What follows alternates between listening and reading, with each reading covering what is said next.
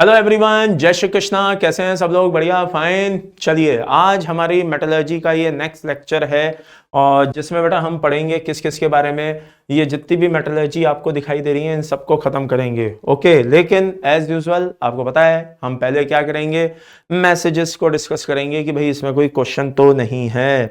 तो सबसे पहले भाई thanks to all once again. बहुत अच्छा लगा भाई, आप लोग इसी तरह के प्यारे प्यारे मैसेजेस करते रहोगे, अच्छा लगता है।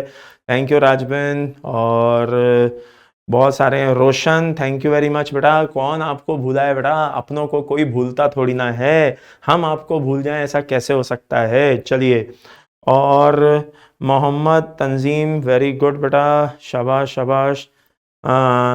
और कोई doubt doubt doubt doubt? Thank you Pawan, thank you Pawan Kumar Soni, thank you thank you. आगे यश अग्रवाल पूछा है सर MA2B4 का किस तरह से होगा? तो भाई MA4B2 है बेटा। आई रिपीट, MA4B2 है। तो शायद आप थोड़ा सा कंफ्यूज हो गए। नहीं, आपने क्या बोला है? MA2B4। ओके, तो आप शायद थोड़ा सा कंफ्यूज हो गए। मैं आपको क्लियर कर दूं, MA2B4 लिखूं या MA4B2 लिखूं, एक ही बात है। तो याद करिए, ये मैंने आपको बताया हुआ है। इसके दो आइसोमर्स बनेंगे, दो GI बनेंगे, एक सिस बनेगा और एक ट्रांस बनेगा। तो मेरे हिसाब से यश अग्रवाल आपकी प्रॉब्लम सॉल्व हो गई होगी। वेरी गुड, हैप्पी बेटा, वेरी गुड। अमन, शाबाश। और Abdurrab Khan, very good, thank you बेटा, गॉड ब्लेस यू। और जया चौरसिया, बहुत बढ़िया। आबिद जी, हम तो हमेशा बिल्कुल आप लोगों के लिए चाहते हैं कि क्या बेस्ट से बेस्ट हम अपने स्टूडेंट्स को दे सकें। तो थैंक यू वेरी मच। आप इसी तरह से हम पे अपना फेथ बनाए रखिए, ठीक है। आगे आगे आगे चलो, बहुत बढ़िया। थैंक यू गेट वाला, thank you. Raunak, thank you. Sumit, thanks. इतने प्यारे प्यारे मैसेजेस करते हो आप, अच्छा लगता है। नाम पढ़ने में मुझे बड़ा मज़ा आता है, अच्छा लगता है भाई। हाँ, अपनापन फील होता है तुम लोगों के मैसेजेस पढ़ते हैं ना। अंश यादव, थैंक्स अ लॉट बेटा। यश मित्तल, वेरी गुड। चलिए, और कोई डाउट डाउट डाउट? बहुत बढ़िया। रेजान, अच्छा है आपको थोड़ा सा आप लोग मोटिवेट भी होते रहते हो लेक्चर से, ये तो बहुत अच्छा लगा। और कोई डाउट डाउट? वंश, thank you. Swapnadeep, very good, इसी तरह से आते रहिए। चलो आगे आगे आगे। हाँ, Anande Mukherjee, very good. Vishal Pandey, thank you very much. Mangal, thank you very much. Manish, Amarnath, thank you. Khushika, thank you. Roshan ji, very good, बहुत बढ़िया। आनंद, गॉड ब्लेस यू बेटा। और कोई doubt doubt doubt? Kazim, very good. Sanju, कोई डाउट नहीं है क्या यार? डाउट तो आ ही नहीं रहा कोई, और सिर्फ एक ही डाउट आया। Sumit Kumar, god bless you, thank you. Dhaval, Aman, Mohi, thank you बेटा। और रिस्पेक्ट करके कोई आईडी है भाई, आपको भी बहुत बहुत धन्यवाद प्यारे प्यारे मैसेजेस भेजने के लिए। चलिए, बस एक ही डाउट था भाई, MA2B4, तो वो तो मैंने क्लियर कर दिया है। होपफुली आपको ये चीज क्लियर हो गई होगी। चलिए आगे बढ़ते हैं, ठीक है। तो शुरू करते हैं भाई आज का मेटलर्जी का लेक्चर। सबसे पहले बेटा मैं शुरू करने जा रहा हूं क्या, पीबी। यानी कि सबसे पहले हम क्या पढ़ेंगे आज? मेटलर्जी पीबी की पढ़ेंगे। मेन सोर्स हमने लिया है PBS। अब स्टेप नंबर 1 आप जानते ही हो, आपको क्या करना है, क्रशिंग और ग्राइंडिंग। चलिए हो गया। अब क्या करूं भाई? कंसंट्रेशन करूंगा। कंसंट्रेशन कैसे होता है? याद करिए, सल्फाइड हो रहा है तो क्या यूज होगा? जल्दी से नाम टाइप करके बताओ। शाबाश शाबाश शाबाश, वेरी गुड। फ्रोथ फ्लोटेशन होगा। क्या होगा? Froth flotation. याद करो, कंसंट्रेशन इसी से होता था। अब इसके बाद बात आती है बेटा किसकी? ऑक्सीडेशन की। तो सल्फाइड ओर है हमारे पास, एक ऑप्शन है कि हम क्या करें, या तो रोस्टिंग करें या कैल्सिनेशन करें। तो सल्फाइड ओर है, हम क्या करेंगे? रोस्टिंग करेंगे। तो रोस्टिंग हमने करा दी। और रोस्टिंग याद रखिएगा, इसमें दो चीजें बनती हैं, एक तो ऑक्साइड और एक सल्फेट। तो ऑक्साइड जो होता है वो मेजर पार्ट होता है, सल्फेट जो होता है वो माइनर पार्ट होता है। यानी कि बन भी सकता है, नहीं भी बन सकता है, कोई बड़ी बात नहीं है, वो टेम्परेचर में उथल पुथल के कारण बनता है। तो ये हमारे दो प्रोसेस, मतलब दो कंपाउंड तैयार हो गए। रोस्टिंग के थ्रू हमने क्या करा लिया? इसका ऑक्सीडेशन करा लिया। अब याद करिए, पीबी की जो एफिनिटी होती है वो ऑक्सीजन को लेकर के बहुत अच्छी नहीं होती है। आई रिपीट, पीबी की एफिनिटी ऑक्सीजन को लेकर के बहुत ज्यादा अच्छी तो नहीं होती है लेकिन कंपैरेटिवली अगर इलेक्ट्रोकेमिकल सीरीज में ऊपर वालों से कंपेयर करें तो कम होती है। तो अब ऐसे कंपाउंड को रिड्यूस कराना है, फाइनली क्या कराना है, रिड्यूस। तो देखिए हमारे पास दो तरह के मेथड थे। कितने मेथड थे, दो मेथड थे। एक तो याद करिए कार्बन रिडक्शन था और एक क्या था, एक था सेल्फ रिडक्शन। अगर मैं पीबी के बारे में याद करूं तो मुझे कार्बन रिडक्शन याद आता है। याद करिए मैंने बताया था लेड जितने भी ऑक्साइड्स होते हैं, फिर से जनता पार्टी यानी कि आयरन, टिन, पीबी, ये जितने भी हैं, है ना, Zn, इनके ऑक्साइड्स क्या होते हैं, कार्बन से रिड्यूस कराए जाते हैं। अरे हाँ या ना। लेकिन याद करिए जब मैं पीबीएस के बारे में सोचता हूं तो मुझे सेल्फ रिडक्शन की भी याद आती है। तो अब यहां पे बहुत सारा पार्ट जैसे पीबीओ में बदल तो चुका है, लेकिन हो सकता है पूरा पार्ट पीबीओ में ना बदला हो, पीबीएस भी हो। एक तो ये भी रीजन हो सकता है। दूसरा क्या होता है कि कौन सा प्रोसेस, कौन सा स्टेप यूज होगा, कार्बन रिडक्शन यूज होगा या सेल्फ रिडक्शन यूज होगा, ये इस बात पर डिपेंड करता है बेटा कि जो ओर है उसकी क्वालिटी कैसी है। अगर वो हाई ग्रेड है यानी कि इंप्योरिटी बहुत कम है, और अगर लो ग्रेड है मतलब इंप्योरिटी बेटा कूट कूट के भरी हुई है। ओके, तो अब हम कब क्या यूज करेंगे वो भी आइए देखे लेते हैं। तो अगला स्टेप हमारा क्या होता है बेटा, अगला स्टेप होता है हमारा रिडक्शन। अब रिडक्शन में ये डिपेंड करता है कि इंप्योरिटी जो ओर है वो कैसा है, लो ग्रेड है या हाई ग्रेड है। तो अगर मान लीजिए हाई ग्रेड है यानी कि इंप्योरिटी ना के बराबर है तो हम सेल्फ रिडक्शन को प्रिविलेज देंगे।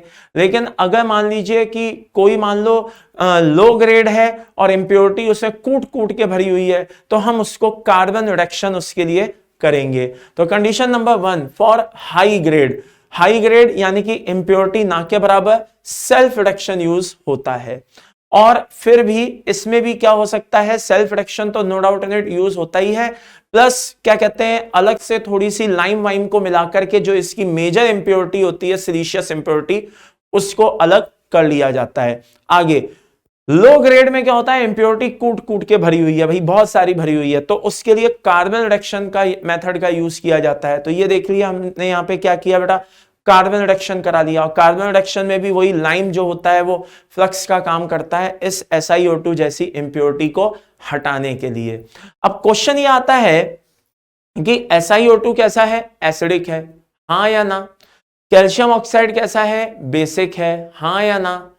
और पीबीओ कैसा है, एम्फोटेरिक है। तो एक ट्रायंगल बन गया साहब, पीबीओ जो कि कैसा है, एम्फोटेरिक, SiO2 कैसा है जो कि एसिडिक, नेचर वाइज कैसा है, एसिड। और साहब CaO कौन है, बेस। अरे हाँ या ना। तो अब ये समझ में नहीं आ रहा कि कौन किससे रिएक्ट करेगा। तो देखिए बड़ी सीधी सी बात है, ओरिजिनल ओरिजिनल होता है, कॉपी कॉपी होती है। अरे हाँ या ना। कहने का मतलब है कि ओरिजिनल क्या है बेटा, ओरिजिनल है प्योर एसिड या प्योर बेस। तो by the end summary is this, calcium oxide क्या है, एक तरह का अपने आप में क्या है बेटा, बेस। और अगर मैं बात करूं SiO2 की, तो SiO2 क्या है, अपने आप में एसिड। तो कैल्शियम ऑक्साइड कहेगा कि मैं एम्फोटेरिक से क्यों रिएक्ट करूं जो कि अपने आप को मेरे सामने एसिड की तरह बिहेव करा रहा है। SiO2 बोलेगा मैं पीबीओ से क्यों रिएक्ट करूं जो मेरे सामने अपने आप को बेस दिखा रहा है, मुझे तो प्योर बेस चाहिए। SiO2 क्या बोलेगा, मुझे तो प्योर बेसिक नेचर का कंपाउंड चाहिए। कैल्शियम ऑक्साइड क्या बोलेगा, मुझे तो प्योर SiO2 यानी कि एसिडिक नेचर का कंपाउंड चाहिए। तो ये क्या करेंगे, आपस में एक दूसरे से रिएक्ट करना ज्यादा प्रेफर करेंगे एज कंपेयर टू पीबीओ के। अगर आपने टाइम से कैल्शियम ऑक्साइड को नहीं मिलाया तो पीबीओ SiO2 से रिएक्ट करके PbSiO3 बना लेगा, जिससे फिर लेड एक तरह से देखा जाए और ज्यादा इंप्योर हो गया और उसमें से फिर लेड को निकालना मुश्किल भी होगा। और नो डाउट इन इट हमारी प्रोडक्शन कॉस्ट क्या हो जाएगी, उल्टे कम होने के बजाय उल्टे बढ़ जाएगी।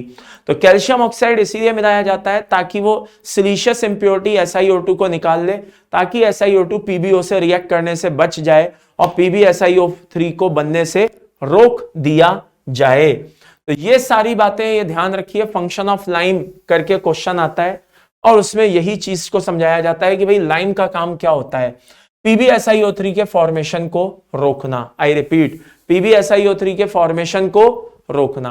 तो अगर PbSiO3 बने मान लो बन भी गया, 2 मिनट के लिए मान लो अगर PbSiO3 बन भी गया तो फिर वापस से हमें क्या करना पड़ेगा, कैल्शियम ऑक्साइड की रिएक्शन वही PbSiO3 से करनी पड़ेगी एंड देन फाइनली हमें वापस से उसमें से क्या करना पड़ेगा, वापस से सारे प्रोसीजर को घुमाना पड़ेगा। तो प्रोडक्शन कॉस्ट ऐसे कामों में क्या हो जाती है, बढ़ जाती है, प्रोसेस थोड़ा लेंदी हो जाता है। तो अगर आपसे कोई बोले कि भाई फंक्शन ऑफ लाइम क्या है, तो बस एक लाइन का जवाब देकर के खत्म कर दीजिए कि PbSiO3 के फॉर्मेशन को बनने से रोकना, PbSiO3 को बनने से आई मीन रोकना। ओके, चलिए अब जब आपके पास क्या हुआ, यहां पे जरा एक बार दोबारा से देख लीजिए, रिडक्शन हो गया है और अब आपके सामने रॉ फॉर्म ऑफ पीबी आ गया है। पीबी की कौन सी फॉर्म आ गई, रॉ फॉर्म आ गई, ठीक है ना, एक कच्चा मेटल आ गया है। तो अब हमें क्या करना है, इसकी रिफाइनिंग करनी है। अब समस्या यह है कि पीबी में कई तरह की इंप्योरिटी होती है, सल्फर होती है, आर्सेनिक होती है, एंटीमनी होता है, और भी बहुत सारी इंप्योरिटी होती हैं, जैसे बिस्मिथ हो गया, जिंक हो गया, सिल्वर हो गया, ये सारी इंप्योरिटीज इसमें होती हैं। अब समस्या ये है कि ये सारी जो इंप्योरिटीज इसमें होती हैं, इन सब के चलते पीबी कैसा होता है बेटा, हार्ड होता है और कुछ ब्रिटल नेचर का होता है, हार्ड होता है और ब्रिटल नेचर का होता है। तो हम क्या करते हैं बेटा, हम ये करते हैं कि इसको हाई टेम्परेचर पे लंबे समय तक इसमें एयर को पास करवाते हैं। तो इनमें से जिन जिन इंप्योरिटीज को ऑक्सीडाइज होना है वो सब ऑक्सीडाइज हो जाती हैं। जो वेपोराइज हो सकती हैं वो वेपोराइज हो सकती हैं, जो वेपोराइज नहीं हो सकती हैं वो ऑक्साइड बनकर के अपर सरफेस पे चली जाती हैं, स्कम बना लेती हैं और हम सबको क्या करते हैं, अलग कर लेते हैं। तो ये सब अलग हो जाएंगी, आई रिपीट, ये सब अलग हो जाएंगी, लेकिन सिल्वर अलग नहीं हो पाएगा क्योंकि सिल्वर में ऑक्सीजन से रिएक्ट करने की नेचर बहुत कम होती है। नोबल मेटल है, याद करिए, और इसकी एफिनिटी ऑक्सीजन को लेकर के बहुत ही कम होती है। तो सारी इंप्योरिटीज जो भी हैं सब अलग हो जाएंगी, जैसा कि आप देख सकते हैं, ठीक है। केवल किसको छोड़कर बेटा, सिल्वर को छोड़कर, जिसको जैसे अलग होना है सब अलग हो जाएंगी। ये बात समझ में आ गई। एंड फाइनली जो वॉलेटाइल ऑक्साइड नहीं बना पाई वो ऊपर जाकर के इकट्ठी हो जाएंगी स्कम के फॉर्म में, और उसको हम क्या करेंगे, सेपरेट कर लेंगे।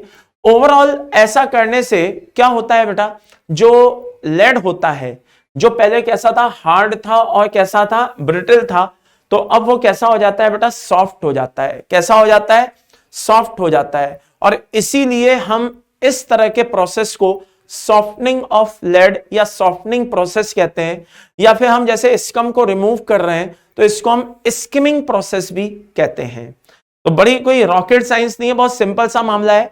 इंप्योर पीबी कैसा होता है, हार्ड, इंप्योरिटीज को दूर किया, दूर करने के बाद वो कैसा हो गया, सॉफ्ट, प्रोसेस का नाम कहलाया सॉफ्टनिंग प्रोसेस।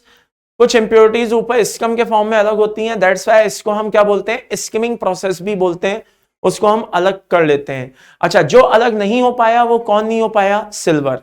तो अब फाइनली हमें एक सॉफ्ट लेड मिला है, लेकिन अभी भी इसमें सिल्वर की इंप्योरिटी प्रेजेंट है। तो इस तरह के लेड को या तो कॉमर्शियल लेड बोला जाता है या अर्जेंटीफेरस लेड बोला जाता है। अब हमारा अगला मेथड है कि भाई स्टेप 2 हम क्या करें।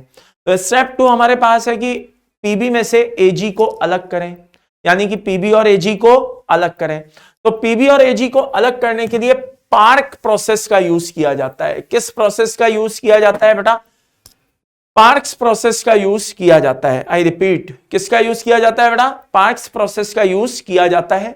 और इसमें हम क्या करते हैं, ये पहली बात तो ये है, ध्यान से देख लेना, मैं यहां पे स्टार मार्क लगा रहा हूं, आई मीन स्टार लगा रहा हूं कि ये मेथड कब यूज होता है। जरा ध्यान से देखना, ये मेथड कब यूज होता है, जस्ट ए सेकेंड।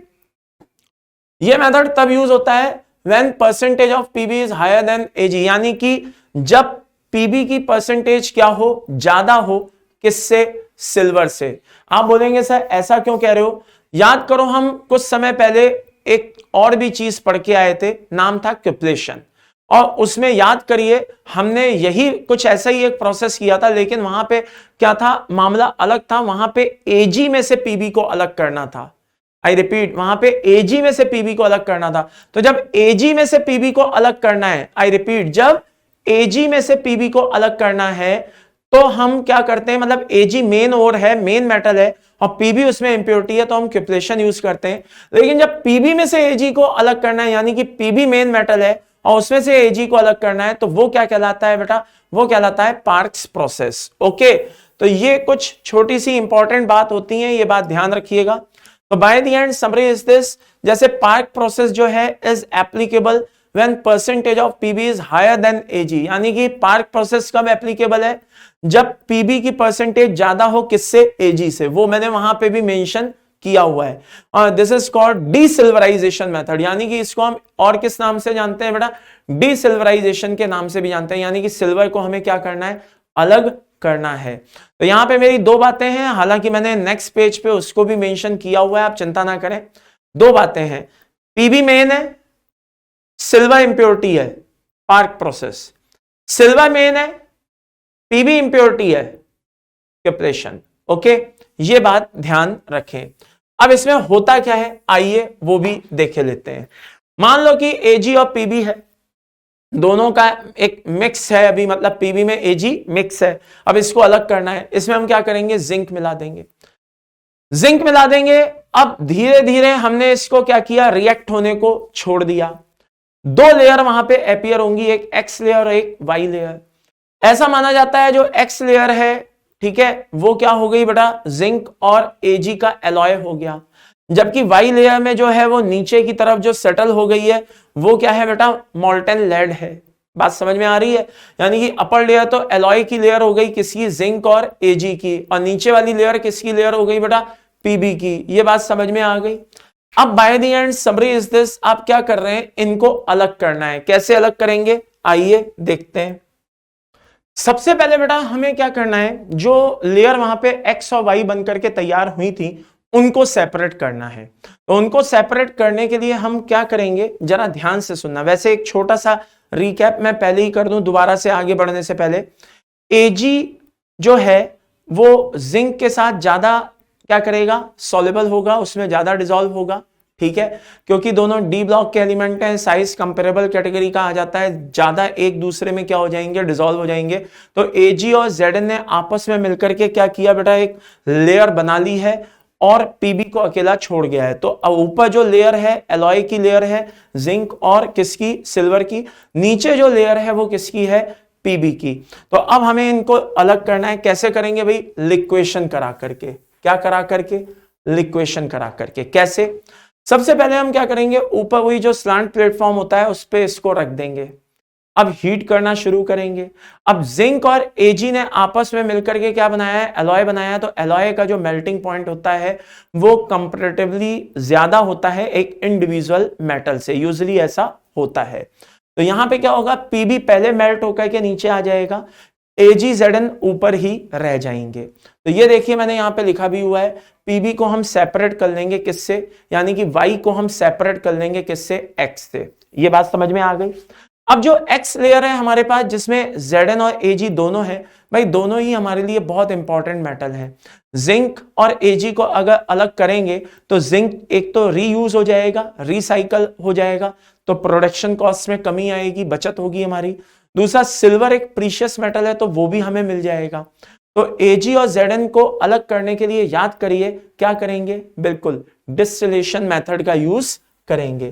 तो डिस्टिलेशन मेथड में क्या होता है बेटा, वही जब आप इसको बॉयल करना, हीट करना शुरू करोगे तो जिसका बॉइलिंग पॉइंट कम होगा वो पहले बॉयल होके बाहर निकल आएगा। तो ये देखिए जेडन पहले आ गया, एजी वहीं पर रह गया। तो अब फाइनली जिंक अलग हो गया और ये रीयूज में भी आ जाएगा वापस से, और एजी चुपचाप नीचे अंदर एपरेटस में रह गया। अब जो एजी है यहां पे कहानी बदल गई है। पहले कहानी क्या थी, पीबी ज्यादा था, एजी कम था, तो पार्क प्रोसेस किया। अब कहानी बदल गई, अब एजी ज्यादा है और हो सकता है कि इसमें अभी भी पीबी की कुछ इंप्योरिटी बची हुई हो। तो हम चाहते हैं नहीं भाई पूरा प्योर एजी ही हमें मिल जाए, तो हम क्या करा देंगे, क्यूपलेशन। याद करो मैंने शुरुआत में ही बोला था, जब पीबी ज्यादा एजी कम तो पार्क प्रोसेस, जब एजी ज्यादा पीबी कम तो क्यूपलेशन। तो यहां पे हम क्या करा देंगे बेटा, क्यूपलेशन मेथड करा देंगे। तो क्यूपलेशन मेथड जब हम करा देंगे बेटा तो नो डाउट इन इट जो लेड है वो ऑक्साइड बनकर के निकल लेगा और अब हमें यहाँ पे प्योर एजी मिल जाएगा। तो it is applicable when percentage of AG is higher than PB. याद करिए मैंने बताया था अभी थोड़ी देर पहले, मैं दोनों बातों को बहुत अच्छे से एक्सप्लेन करके चुका हूं। तो ये पॉइंट्स बहुत ही इंपॉर्टेंट होते हैं बेटा याद रखने के। है फाइनली हमें पीबी मिल गया है। अब उस पीबी की हमें और ज्यादा रिफाइनिंग करानी है तो उसके लिए हम क्या यूज करते हैं, इलेक्ट्रो रिफाइनिंग यूज करते हैं, जिसे बेट इलेक्ट्रोलाइसिस के नाम से जाना जाता है।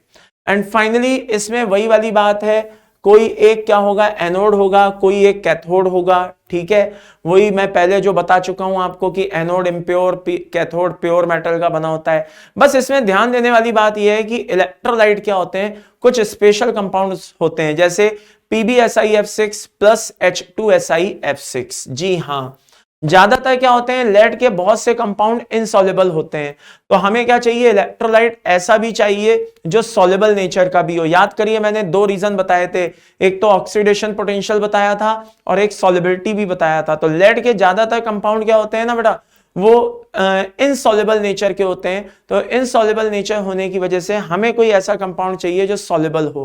तो यहां पे PbSiF6 H2SiF6 का यूज किया जाता है। तो ये क्या कहलाता है बेटा, बेट इलेक्ट्रोलाइसिस कहलाता है। इसके अलावा इसमें कुछ जिलेटिन को भी डाला जाता है जो इसकी क्या कहते हैं, डेंसिटी को मेंटेन करता है। जिलेटिन का यूज क्या किया जाता है बेटा, जो इसलिए ऐड किया जाता है प्रोसेस में ताकि ये डेंसिटी को क्या कर सके, इलेक्ट्रोलाइट्स की डेंसिटी को मेंटेन कर सके। ओके, तो ये कुछ इंपॉर्टेंट चीजें होती हैं बेटा, ये ध्यान रखिए। बाकी तो कुछ भी नहीं है, सिंपल है, कहां ऑक्सीडेशन होगा कहां रिडक्शन होगा ये सब आपको पता ही है। तो इस तरह से हमें प्योर पीबी मिल जाता है। अब आइए आगे बात करते हैं किसकी, एल्यूमिनियम की। मेन और होता है बेटा बॉक्साइट। कंसंट्रेशन याद करिए, मैंने बताया था एल्यूमिनियम का और Ag, Au इन सब का कंसंट्रेशन लीचिंग से होता है। कुछ याद आया? आगे लीचिंग से कैसे होता है ये जानने से पहले हमें एक चीज को समझना पड़ेगा कि आखिरकार बॉक्साइट कितने टाइप के होते हैं और इनको कंसंट्रेट कैसे किया जाता है। तो बॉक्साइट दो टाइप के होते हैं, एक होता है रेड बॉक्साइट और एक होता है व्हाइट बॉक्साइट। रेड बॉक्साइड में मेजर इंप्योरिटी होती है Fe2O3 और उसी की वजह से इसका कलर कैसा होता है, रेड। और जो व्हाइट बॉक्साइड होता है उसमें मेजर इंप्योरिटी होती है SiO2 जिसकी वजह से इसका कलर होता है व्हाइट। ओके, नाउ जरा ध्यान से देख लेना, मेजर जो रेड बॉक्साइड है मेजर इंप्योरिटी कौन है बेटा, Fe2O3 जिसकी वजह से इसका कलर कैसा, रेड। बाकी अदर इंप्योरिटीज कैसी होती है बेटा, माइनर होती हैं। ओके, वहीं व्हाइट बॉक्साइड में उल्टा काम होता है, SiO2 मेजर होता है, रेस्ट इंप्योरिटीज क्या होती हैं बेटा, माइनर होती हैं। अब आगे अगर इनका कंसंट्रेशन करना है तो तीन तरह से करना है, एक बेयर, एक हॉल और एक सरपैक। तो बेयर और हॉल प्रोसेस को तो हम लीचिंग का पार्ट मानते हैं, लेकिन सरपैक प्रोसेस को हम लीचिंग का पार्ट नहीं मानते हैं। क्यों नहीं मानते हैं, जब आएंगे तो बताएंगे, फिलहाल जो मैंने बोला है उसको ध्यान से सुनिएगा। बेयर और हॉल प्रोसेस को तो हम लीचिंग मानते हैं, लेकिन सरपैक प्रोसेस को हम लीचिंग का पार्ट नहीं मानते। यह अलग बात है कि कंसंट्रेशन में तीनों यूज किए जाते हैं। आइए कैसे, तो सबसे पहले मैं जो बताने जा रहा हूं वो बेयर प्रोसेस बताने जा रहा हूं। क्या बताने जा रहा हूं बेटा, बेयर प्रोसेस बताने जा रहा हूं। बेयर प्रोसेस जो होता है वो किसके लिए होता है बेटा, बेयर प्रोसेस होता है रेड बॉक्साइड के लिए। जैसे मेजर इंप्योरिटी कौन होती है बेटा, Fe2O3 होती है। आई रिपीट, मेजर इंप्योरिटी कौन होती है, Fe2O3 होती है। बाकी सारी इंप्योरिटीज क्या होती हैं, रेस्ट इंप्योरिटीज माइनर फॉर्म में होती हैं। तो आइए कैसे होता है जरा ध्यान से देख लें, अच्छे से चीजों को समझ लें। ओके, जरा ध्यान से देखना, एक एक करके सारी बातें एक्सप्लेन करूंगा, बस मुझे ध्यान से सुनते रहना। सबसे पहले Al2O3 को हम क्या करते हैं बेटा, जो बॉक्साइट है उसको हम इस तरह से उसमें से सारे वाटर को क्या कर देते हैं, रिमूव कर देते हैं। राइट नाउ ये जो Al2O3 है हमारे लिए कैसा है बेटा, इम्प्योर है। कैसा है, इम्प्योर है। अब इस Al2O3 को हमने लिया और डाइजेस्ट कराया विद 40% NaOH के साथ, और देन उसके बाद हमने इसको क्या करा लिया, फिल्टर करा लिया, फिल्ट्रेशन करा लिया। अब आप बोलेंगे डाइजेस्ट कराया, फिल्ट्रेशन कराया 40% NaOH के साथ, ये सब क्या है? तो आइए एक एक करके एक एक बात समझते हैं। पहली बात जरा ध्यान से सुनिएगा, डाइजेस्ट कराने का यहां पे मीनिंग है कि हमने दोनों चीजों को, जो भी रिएक्टेंट्स हैं उनको मिलाकर के छोड़ दिया तब तक के लिए जब तक कि पूरी रिएक्शन कंप्लीट ना हो जाए। ये एक डाइजेस्ट का यहां पे सिंपल सा मीनिंग है। ओके, 40% NaOH का मतलब यह है कि देखिए जरूरी नहीं है जहां पे काम सुई से हो रहा हो वहां पे क्यों तलवार निकाले, तो बहुत ज्यादा हमें हाई कंसंट्रेशन नहीं चाहिए। अगर हम 40% NaOH भी ले लेंगे तो हमारी ये रिएक्शन काम हो जाएगा, काम चल जाएगा। तो डाइजेस्टेड का मतलब क्या हो गया, रिएक्शन को छोड़ दिया तब तक के लिए जब तक कि पूरी ना हो जाए, और 40% यानी कि जितनी जरूरत है उतना हमने ले लिया। अब आगे एक्वस मीडियम की प्रेजेंस में सब रिएक्शन हो रही है। यहां पे ये जो NaOH है कैसा है, नीचे में एक्वस है, सब हो रहा है। फाइनली यहां पे क्या बन गया, सोडियम एल्यूमिनेट बनकर के तैयार हो गया। कहीं कहीं पे आपको ये अलग भी लिखा हुआ मिल सकता है, this is NaAlO2 plus H2O। तो बेटा इसको कंफ्यूज मत होना, this is called sodium Meta aluminate. तो ये हो चाहे वो हो उससे फर्क नहीं पड़ता, मतलब कुल मिलाकर के हमने क्या किया, Al2O3 को NaOH में डिसॉल्व करा दिया। क्वेश्चन ये आता है कि Al2O3 डिसॉल्व क्यों हुआ, क्योंकि ये Al2O3 नेचर वाइज एम्फोटेरिक है। कैसा है बेटा, एम्फोटेरिक है। और NaOH नेचर वाइज कैसा है बेटा, बेस है। तो बेस होने की वजह से और इसके एम्फोटेरिक होने की वजह से ये दोनों आपस में रिएक्ट करेंगे ही करेंगे, एंड फाइनली एम्फोटेरिक नेचर होने की वजह से ये बेस में क्या हो गया, डिसॉल्व हो गया। अब यहां पे NaOH वो सुटेबल सॉल्वेंट है जिसमें हमने Al2O3 को डिसॉल्व करा लिया, यानी कि मेटेलिक ओर डिसॉल्व हो गया, मेटेलिक ओर डिसॉल्व हो गया। याद करिए इसी को तो लीचिंग बोलते हैं, हाइड्रोमेटलर्जिकल लीचिंग। याद करिए प्रोसेस मैंने आपको बताया था, जिसमें एक सुटेबल सॉल्वेंट होता है जिसमें मेटेलिक ओर तो सॉल्युबल होता है लेकिन उसकी इंप्योरिटी इनसॉल्युबल होती है, यही तो बोला था। तो यहां पे जो NaOH है वो एक सुटेबल सॉल्वेंट है जिसको हम लीचेंट के नाम से भी जानते हैं। क्या बोल सकते हैं इसको, लीचेंट, यानी कि लीचिंग में वो सुटेबल सॉल्वेंट जो अपने अंदर मेटेलिक ओर को डिसॉल्व कर रहा है वो लीचेंट कहलाता है। तो बेटा ये लीचेंट था और इसमें इसको हमने क्या कर लिया, डिसॉल्व कर लिया। फाइनली ये बनके तैयार हो गया। सर इंप्योरिटी का क्या हुआ, आइए। SiO2 एसिडिक नेचर की है, कैसी है, एसिडिक नेचर की है, और एसिडिक नेचर की होने की वजह से ये क्या हो गई बेटा, डिसॉल्व हो गई। आई रिपीट, एसिडिक नेचर होने की वजह से ये NaOH में क्या हो गई, डिसॉल्व हो गई। लेकिन चिंता की कोई बात नहीं है, बहुत कम है, माइनर है। मेजर इंप्योरिटी कौन है, Fe2O3 है। Fe2O3 कैसा होता है बेटा, बेसिक नेचर का होता है और बेस में इंसॉल्युबल होता है। तो ये देखिए यहां पे मैंने क्रॉस लगा के रखा है, कोई रिएक्शन नहीं होती है। TiO2 का भी कुछ वही स्थिति है कि वो NaOH के साथ रिएक्ट करने को तैयार नहीं है, एंड फाइनली यहां भी कोई रिएक्शन नहीं होती है। तो जो घुल गया वो बहुत ही कम था, उससे हमें बहुत ज्यादा फर्क पड़ेगा नहीं, और जो मेजर प्रोडक्ट थे वो डिसॉल्व नहीं हुए। तो फाइनली क्या हुआ, एक लीचिंग का पार्ट हुआ, बेयर प्रोसेस क्या हुआ, लीचिंग हुई, जिसमें एक तरह की लीचिंग हुई जिसमें एक सुटेबल सॉल्वेंट की प्रेजेंस में Al2O3 डिसॉल्व हो गया, लेकिन उसकी इंप्योरिटी डिसॉल्व नहीं हुई, मेजर इंप्योरिटी सब निकल के बाहर हो गई।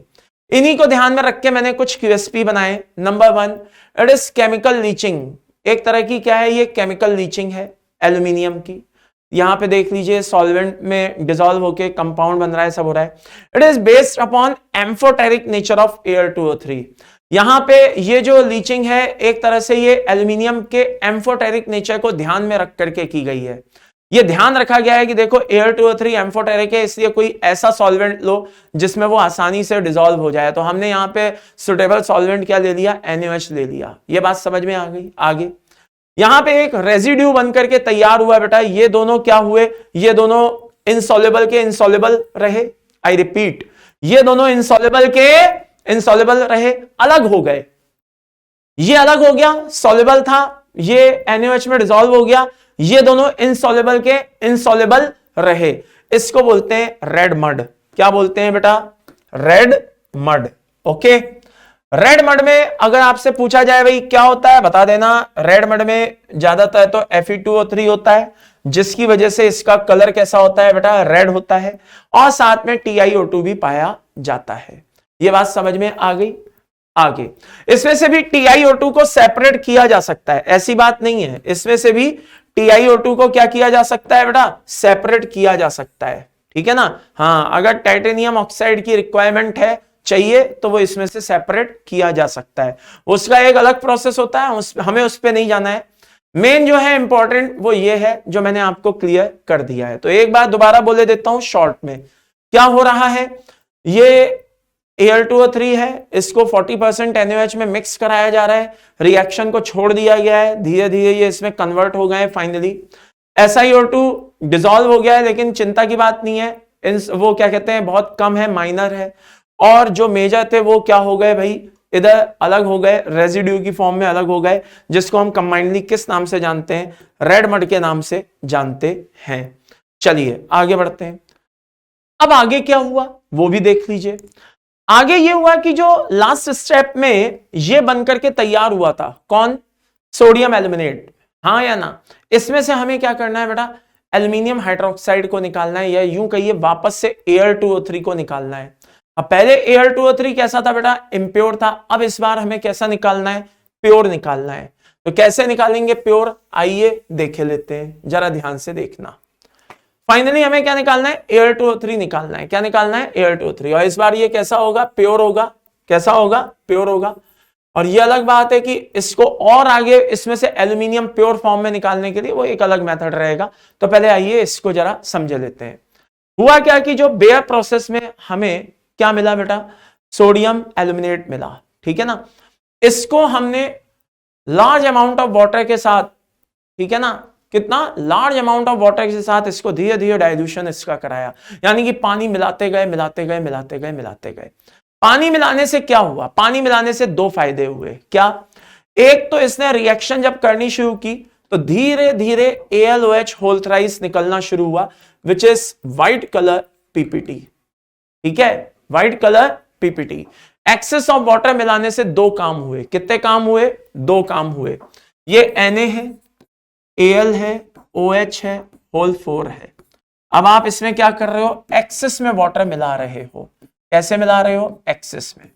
तो दो काम हुए, एक AlOH होल थ्राइस बना, और एक क्या बन के तैयार हुआ बेटा, NaOH निकल के तैयार हुआ, क्या निकल के तैयार हुआ, NaOH निकल के तैयार हुआ, ओके करेक्ट। आगे अब NaOH तो कैसा है, बेस है, तो ये बेस है तो ये रिएक्शन को वापस से क्या कर सकता है, ऊपर मतलब बैकवर्ड डायरेक्शन में पहुंचा सकता है, जहां से चले थे वापस वहीं पहुंचा सकता है।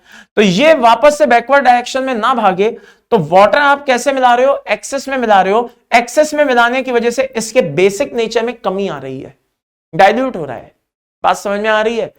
एक चम्मच नमक एक गिलास पानी में मान लो, और एक चम्मच नमक एक बाल्टी पानी में, और एक चम्मच नमक एक बड़ी सी टंकी में, तो नो डाउट इन इट जो नमक है उसका इफेक्ट जो होगा, खारापन जो होगा पानी का, वो अलग अलग होगा। एक चम्मच में बहुत ज्यादा खारापन होगा, एक टंकी में बहुत कम खारापन होगा। ये बात समझ में आई। तो पानी जैसे जैसे आप एक्सेस में मिला रहे हो तो हाइड्रोक्साइड तो बनी रहे, कैसा, व्हाइट कलर PPT, साथ में NaOH का डाइल्यूशन होता चला जा रहा है, उसके बेसिक इफेक्ट में कमी आती चली जा रही है।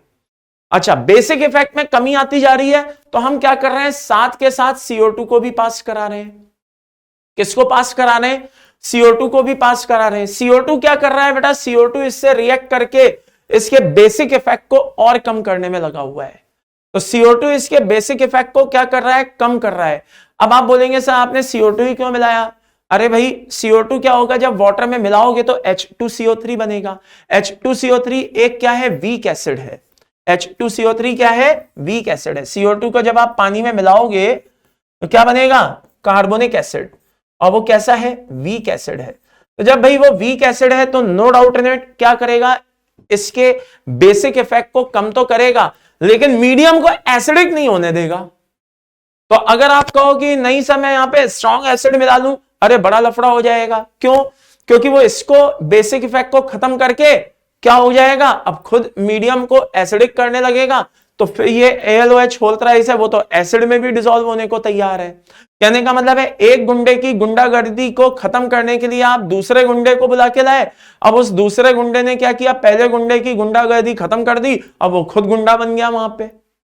तो भाई ऐसे इंसान को हम लाए, हमने क्या किया, हमने पुलिस की मदद ली। पुलिस की मदद मींस इन द सेंस कि भाई गुंडाई जो है, गुंडागर्दी भी खत्म हो जाए, ठीक है, और कोई प्रॉब्लम भी ना हो। तो हमने क्या किया, यहां पे एक ऐसे एसिड को उतारा जो अपना नेगेटिव असर ना दिखाए, प्लस इसके बेसिक इफेक्ट को क्या कर दे, खत्म कर दे। तो वही हुआ बस यहां पे। तो डाइल्यूशन करके पहले ही हमने NaOH के इफेक्ट को कम कर लिया था, उसके बेसिक इफेक्ट को, और अब उसमें एसिड मिला के, वीक एसिड मिला के उसके रहे सहे बेसिक इफेक्ट को भी क्या कर लिया, खत्म कर लिया, और मीडियम को एसिडिक होने से भी बचा लिया। तो इस तरह से फाइनली हमें यहाँ पे AlOH होल थ्राइस मिला, जिसको हमने खूब हीट किया कम से कम 1100 डिग्री सेल्सियस तक, एंड फाइनली हमें Al2O3 मिलकर के तैयार हो गया। तो acidification and dilution is necessary. मैंने आपके लिए QSP तैयार कर दिया है, इस तरह की चीजें पूछी जाती हैं, आपको पता होना चाहिए। आई थिंक आप में से बहुतों ने नहीं सोचा होगा कि मेटलर्जी जैसे थ्योरेटिकल सब्जेक्ट में भी इतने QSP हो सकते हैं क्या। अब आप देख लो, आपके सामने है जो कुछ भी, आप देख लीजिए कितने ऐसे पॉइंट्स हैं जहां से बहुत शानदार क्वेश्चन बनते हैं। तो ध्यान रखिएगा, very important. Acidification and dilution is necessary to reduce the basic effect of NaOH। NaOH के बेसिक इफेक्ट को कम करने के लिए ये दोनों प्रोसेस का यूज किया जाता है। ये चीजें पूछी जाती हैं इसलिए कह रहा हूं। आगे बढ़ते हैं। अब अगला मेथड जो आता है बेटा, वो होता है क्या कहते हैं, बेयर प्रोसेस के बाद अगला मेथड होता है हॉल्स प्रोसेस। क्या होता है, हॉल्स प्रोसेस। हॉल्स प्रोसेस में क्या हो रहा है, हॉल्स प्रोसेस में भी हम वही काम कर रहे हैं, लीचेंट को ले रहे हैं, बस हमने थोड़ा सा तरीका बदल दिया है। पहले NaOH को लिया था, अब Na2CO3 को ले रहे हैं। तो आइए देखे लेते हैं ये प्रोसेस कैसे होता है, जरा ध्यान से देखना। सबसे पहले हमने क्या किया, Na2CO3 के साथ इसको फ्यूज कराया, ठीक है ना, और मॉल्टन स्टेट में लेगा। फाइनली हमें यहां पे क्या मिला भाई, NaAlO2 मिल गया, ठीक है, सोडियम मेटाएल्यूमिनेट। अब इसको क्या किया भाई, पहले तो हमने फ्यूज कराया था, अब हमने क्या किया, एक्सेस ऑफ वाटर इसमें मिलाना शुरू किया। फाइनली ये क्या हो गया, इस तरह से हाइड्रेटेड फॉर्म में हमारे सामने आ गया सोडियम एल्यूमिनेट बन करके। अब इस बीच आगे की कहानी क्या है, सोडियम कार्बोनेट है, वो Fe2O3 के साथ रिएक्ट करेगा। पहले NaOH ने रिएक्ट नहीं किया था, लेकिन इसने किया, और ये एक इनसॉल्युबल कंपाउंड बना करके, सोडियम फेरेट बना करके क्या हो गया भाई, अलग हो गया, ठीक है। चलिए, टाइटेनियम अपना मस्त है, ना NaOH से रिएक्शन देंगे, ना Na2CO3 से रिएक्शन देंगे, कोई रिएक्शन नहीं हुई। SiO2 ये एसिडिक नेचर का फायदा उठाता है, और ये भी अक्सर साथ हो लेता है, लेकिन इसकी हमें टेंशन क्यों नहीं है, टेंशन इसलिए नहीं है क्योंकि ये बहुत माइनर प्रोडक्ट, बहुत माइनर इंप्योरिटी है। तो ये क्या हो गया, Na2SiO3 फॉर्म में डिसॉल्व हो गया।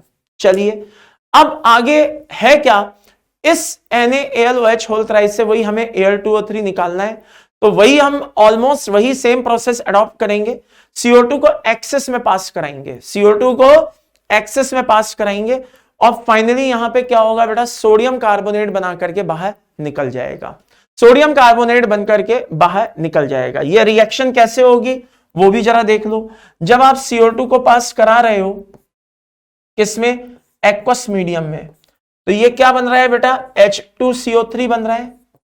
अरे हाँ या ना, हाँ सर बन रहा है। साथ में क्या हो रहा है बेटा, वही वाटर आपने लिया हुआ है डाइल्यूशन कराने के लिए, तो ये NaAlOH होल थ्राइस को जब डाइल्यूट कर रहा है, तो यहां पे व्हाइट कलर पीपीटी तो बन ही रहा है। I repeat, white colour PPT तो बन ही रहा है, साथ में NaOH भी निकल रहा है। क्या निकल रहा है बेटा, NaOH भी। ये NaOH, ठीक है, और ये H2CO3 आपस में क्या कर रहे हैं बेटा, रिएक्ट कर रहे हैं। तो मान लो ये दो मॉलिक्यूल हमने ले लिए, तो दो Na और CO3 आपस में मिलकर क्या बनाया, Na2CO3, और दो H और ये दो OH मिलकर क्या बना, 2H2O।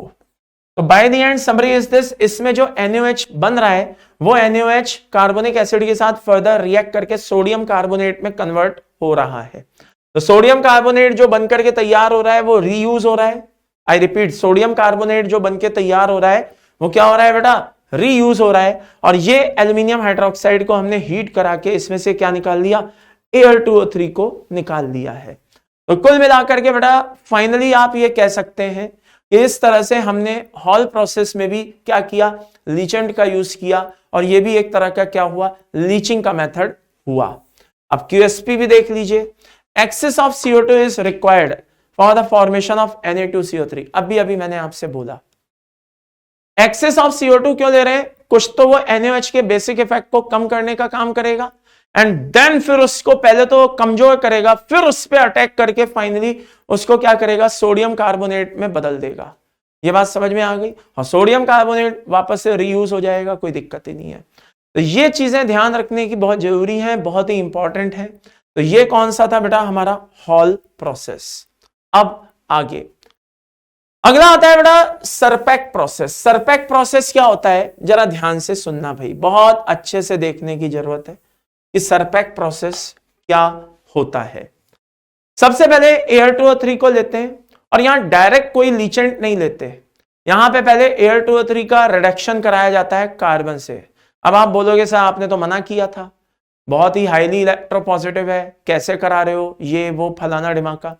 तो देखो बेटा, हम यहां पे कार्बन से Al2O3 की रिएक्शन करा रहे हैं, आई मीन Al2O3 का रिडक्शन करा रहे हैं कार्बन से, but in presence of nitrogen. तो कार्बन क्या करेगा, Al2O3 को एल्यूमिनियम में बदलेगा, और एल्यूमिनियम का एक नेचर होता है कि वो हाई टेम्परेचर पे कार्बन के साथ रिएक्ट करके कार्बाइड बनाने की कैपेबिलिटी रखता है। तो हम क्या करेंगे कि वो कार्बाइड ना बना पाए, तो नाइट्रोजन पहले से ही प्रेजेंट होगी, तो वो नाइट्रोजन को फर्स्ट प्रायोरिटी देगा और नाइट्रोजन के साथ रिएक्ट करके नाइट्राइड बना लेगा। जी हां, एल्यूमिनियम की जो नेचर होती है वो कार्बाइड बनाने से ज्यादा नाइट्राइड बनाने की होती है। आई रिपीट, एल्यूमिनियम की जो नेचर होती है वो कार्बाइड बनाने से ज्यादा नाइट्राइड बनाने की होती है। Nitride formation tendency greater than carbide formation tendency. तो हम क्या करते हैं, एल्यूमिनियम Al2O3 का रिडक्शन कराते हैं, किससे, कार्बन से। हमें भी पता है कि नुकसान है, कार्बाइड बन सकता है, हम नाइट्रोजन पहले से ही रखते हैं, और वो फर्दर बन करके नाइट्राइड बना लेता है। चलिए आगे, अब ये जो एल्यूमिनियम नाइट्राइड बना है इसको क्या करा लेते हैं बेटा, वही NaOH बेसिक मीडियम में हाइड्रोलाइज करा लेते हैं। तो हाइड्रोलाइज कराने से एल्यूमिनियम नाइट्राइड क्या होगा, अमोनिया बन के अलग हो जाएगा, हाइड्रोक्साइड बनेगा, वो हाइड्रोक्साइड NaOH से रिएक्ट करके सोडियम एल्यूमिनेट में कन्वर्ट हो जाएगा। आगे की कहानी आप जानते ही हो, सोडियम एल्यूमिनेट वही सब कहानी पता है, diluted with huge amount of water and acidification by passing of CO2 फलाना ढिमाका, ये आपको पता ही है। और इससे आपको क्या मिल जाएगा, एल्यूमिनियम हाइड्रोक्साइड मिलकर के तैयार हो जाएगा, जिसको 1100 डिग्री सेल्सियस तक कम से कम हीट कराओगे तो प्योर Al2O3 बनकर के तैयार हो जाएगा। दैट्स ऑल, ठीक है। तो by the end summary is this, इस प्रोसेस को हम लीचिंग नहीं कहेंगे, this is not the part of leaching. Leaching क्या होता है, जैसा कि मैं पहले भी बता चुका हूं, उसमें कोई लीचेंट लिया जाता है, ठीक है, उसमें कोई क्या लिया जाता है, लीचेंट लिया जाता है, जिसमें मेटलिक ओयर को डिसॉल्व किया जाता है, जिसमें उसकी इंप्योरिटी क्या होती है, इनसॉल्युबल होती हैं। यहां आपने इस प्रोसेस में आपने कोई लीचेंट नहीं लिया, आपने कार्बन से रिड्यूस कराया, नाइट्रोजन से रिएक्ट कराया, शुरुआत में आपने कोई लीचेंट नहीं लिया एल्यूमिनियम को अलग करने के लिए, तो ये लीचिंग का पार्ट नहीं है। बाकी आपको पता ही है, इतना हीट करेंगे, कार्बन से रिएक्ट करेंगे, SiO2 की प्रेजेंस में ये सब क्या होगा, वेपराइज हो करके निकल बाहर हो जाएंगे, सिलिकॉन वेपर बन के बाहर हो गया, CO निकल गया, सब निकल गया। अच्छा, टाइटेनियम और Fe2O3 तो वैसे भी क्या होते हैं बेटा, माइनर प्रोडक्ट, वो माइनर इंप्योरिटीज होती है, मेजर इंप्योरिटी तो क्या होती है, यही होती है, और वो वेपर बन के अलग हो गई, तो कोई समस्या ही नहीं है। तो शुरुआत के दो मेथड्स को हमने क्या किया, एम्फोटेरिक नेचर को ध्यान में रख करके हमने यूज किया और लीचिंग करवाई। और ये पार्ट लीचिंग नहीं था, क्योंकि इसमें मेजर इंप्योरिटी क्या थी, SiO2 थी, और SiO2 जब देखो तब Al2O3 के साथ किसी भी लीचेंट में किसी भी सुटेबल सॉल्वेंट, हाँ वही मतलब लीचेंट में डालो तो उसमें डिसॉल्व हो जाती थी। तो यहां पे उसको अलग कराना पॉसिबल नहीं था, तो इतना बल्क में होता तो कैसे अलग करते। तो यहां पे हमने लीचिंग ना करा करके हमने दूसरी टैक्टिस अपनाई, क्या, इसको वेपोराइज करा के बाहर निकाल दिया और उसको ड्राई हीट करा के अलग कंपाउंड में बना करके बाहर निकाल दिया, तो ये लीचिंग का पार्ट कंसीडर नहीं किया जाता। चलिए अब क्वेश्चन आता है, which of the following process is considered as leaching of aluminium. तो भाई अगर आपसे पूछा जाए तो बिंदास जवाब दीजिए, बेयर है और कौन है, हॉल है, इनको एज ए लीचिंग कंसीडर किया जाता है। सरपैक को लीचिंग के फॉर्म में कंसीडर नहीं किया जाता।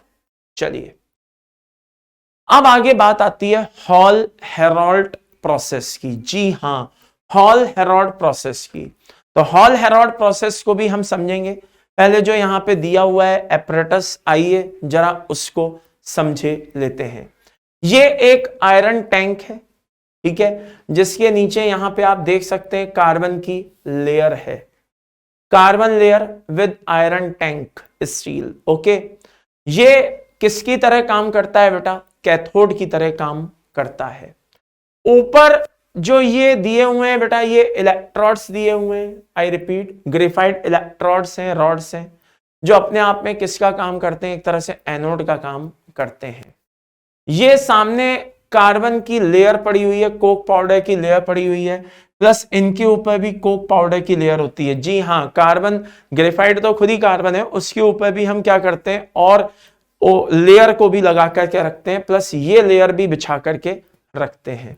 आगे ये जो जिसमें डूबे हुए हैं, पड़े हुए हैं, ये क्या है बेटा, ये है क्या, वही इलेक्ट्रोलाइट है, Al2O3, Na3, AlF6 और CaF2। Al2O3 जो अभी हमें मिला है, Na3, AlF6, this is known as cryolite, CaF2 known as fluorspar, और इसका एक अपना परसेंटेज होता है 20, 60 और 20% ये, 60% ये, 20% ये।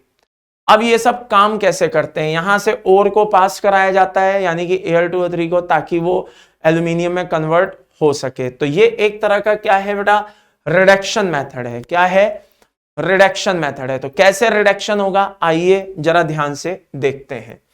मान लीजिए कि सबसे पहले हमारे पास Na3AlF6 है, ये साहब ब्रेक हुआ, NaF में ब्रेक हुआ, AlF3 में ब्रेक हुआ, फाइनली हम कह सकते हैं कि ये फाइनली AlF3 और आगे ब्रेक हुआ, किसमें ब्रेक हुआ, Al+3 और F- में ब्रेक हुआ। हमें बेसिकली इसी से मतलब है।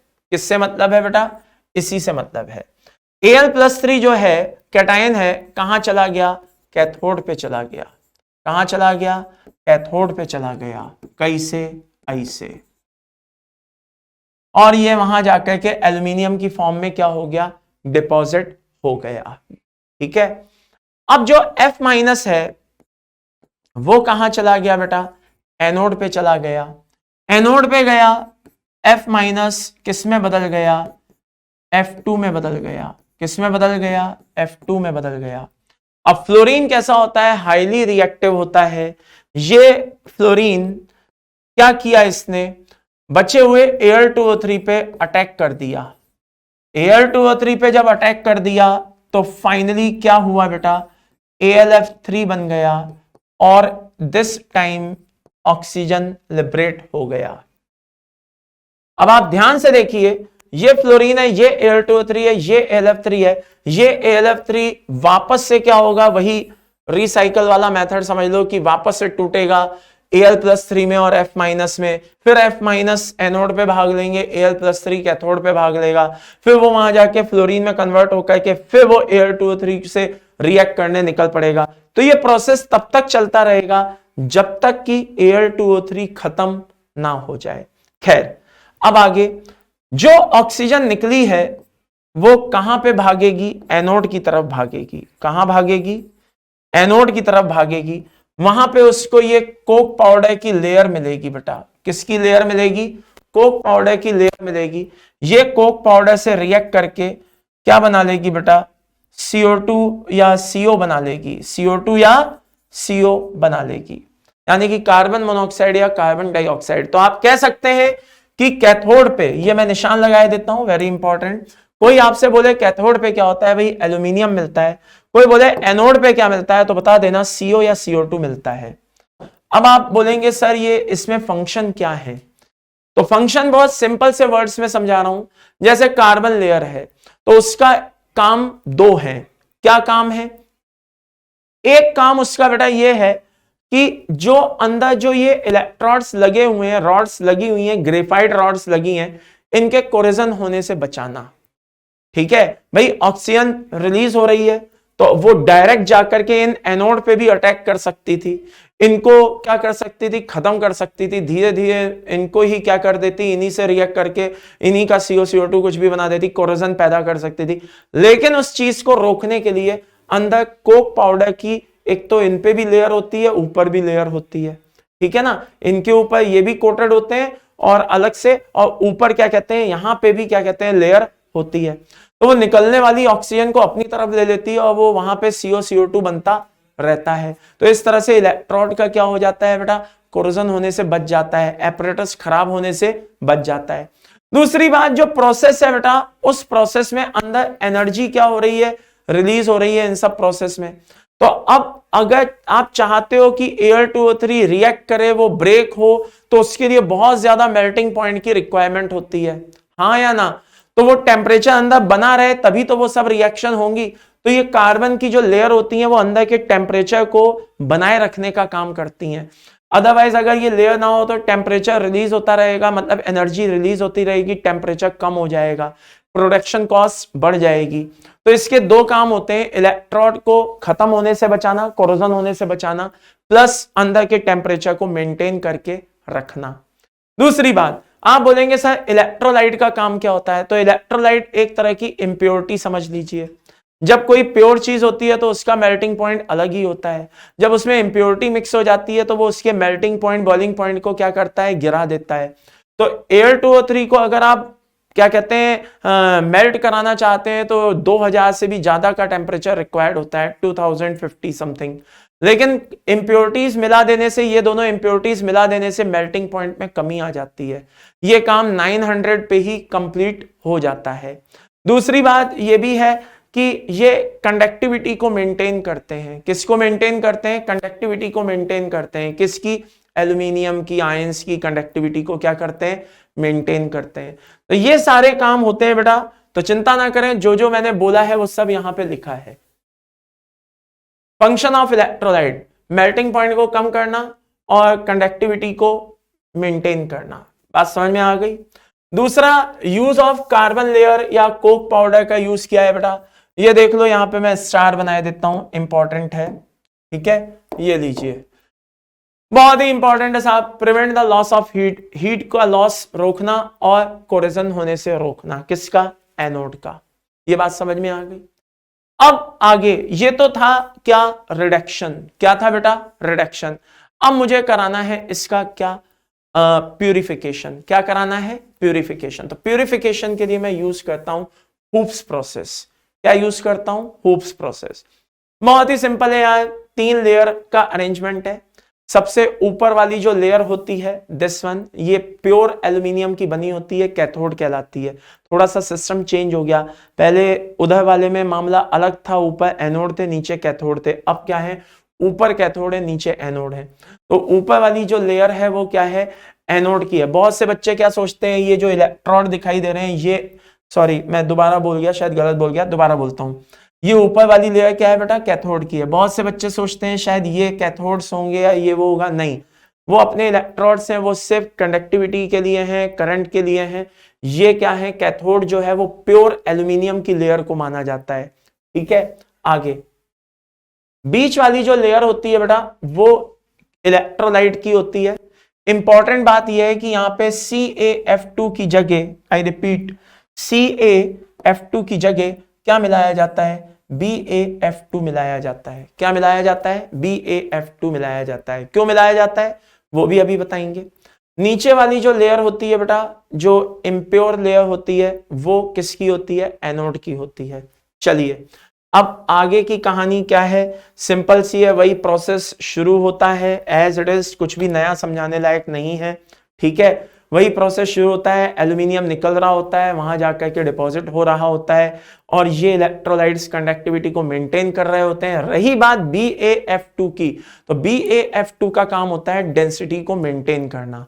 डेंसिटी अगर ऐसी रहेगी, अलग अलग रहेगी, तो लेयर्स आपस में एक दूसरे में सॉल्युबल होने से रुक जाएंगी।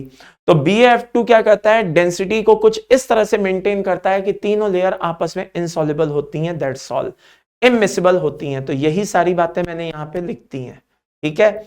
एंड फाइनली यहां से मिलने वाला एल्यूमिनियम 99.98% तक कैसा होता है, प्योर होता है।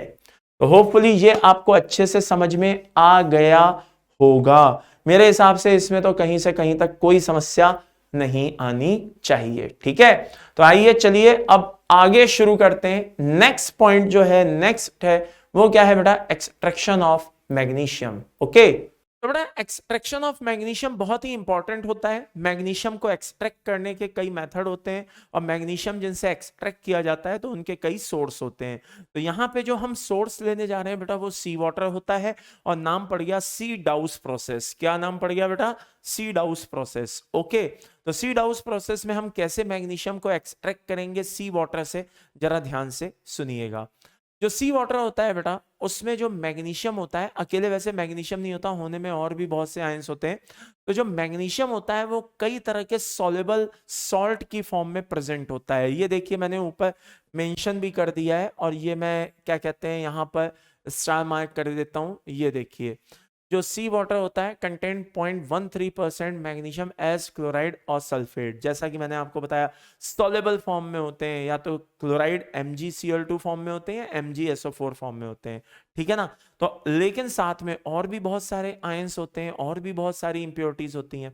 तो इसमें से हमें क्या करना है, मैग्नीशियम को एक्सट्रैक्ट करना है। तो ये कई स्टेप्स में होता है।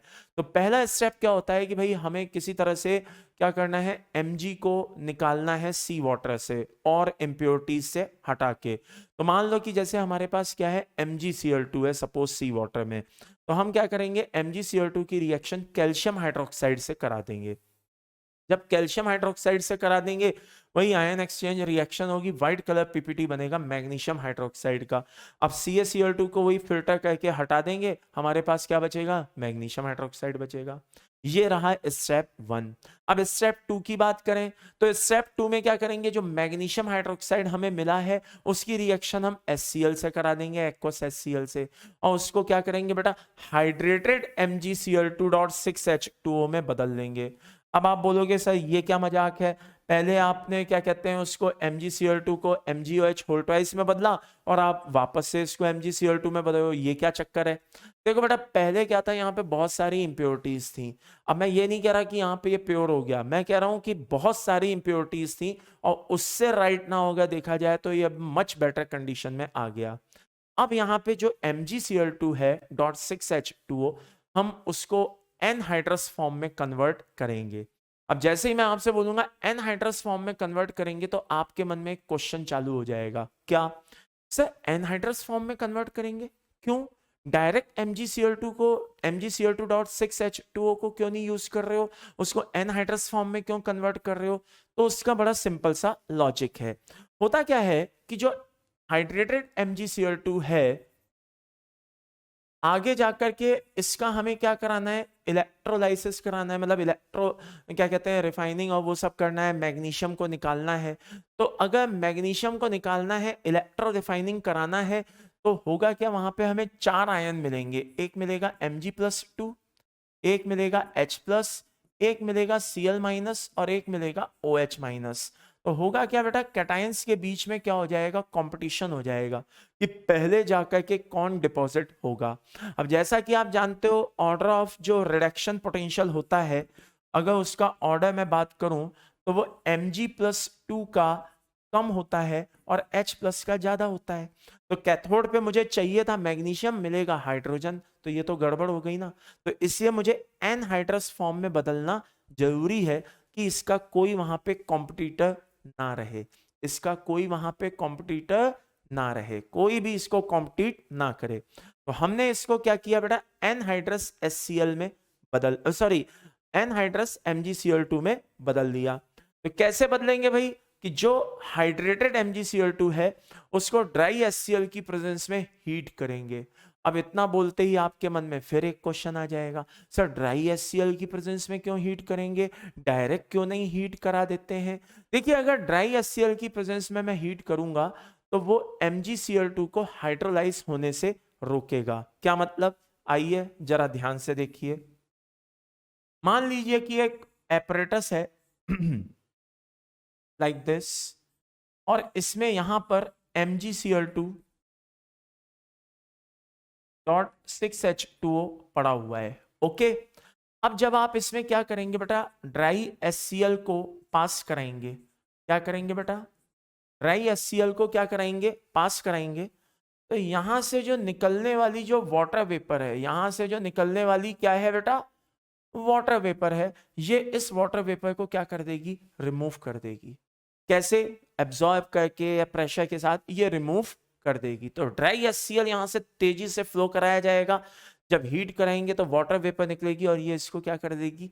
रिमूव कर देगी। ये बात समझ में आ गई? अब आप बोलेंगे सर वो तो सब सही है, फायदा क्या है इससे, हो क्या रहा है, मतलब ऐसा क्यों कर रहे हो? तो होता क्या है कि ये जो रिलीज होने वाली जो वाटर वेपर है वो इस MgCl2 को क्या कर सकती है? हाइड्रोलाइज। और अगर ये MgCl2 हाइड्रोलाइज हो जाएगा तो ये MgCl2 हो सकता है कि MgO में कन्वर्ट हो जाए।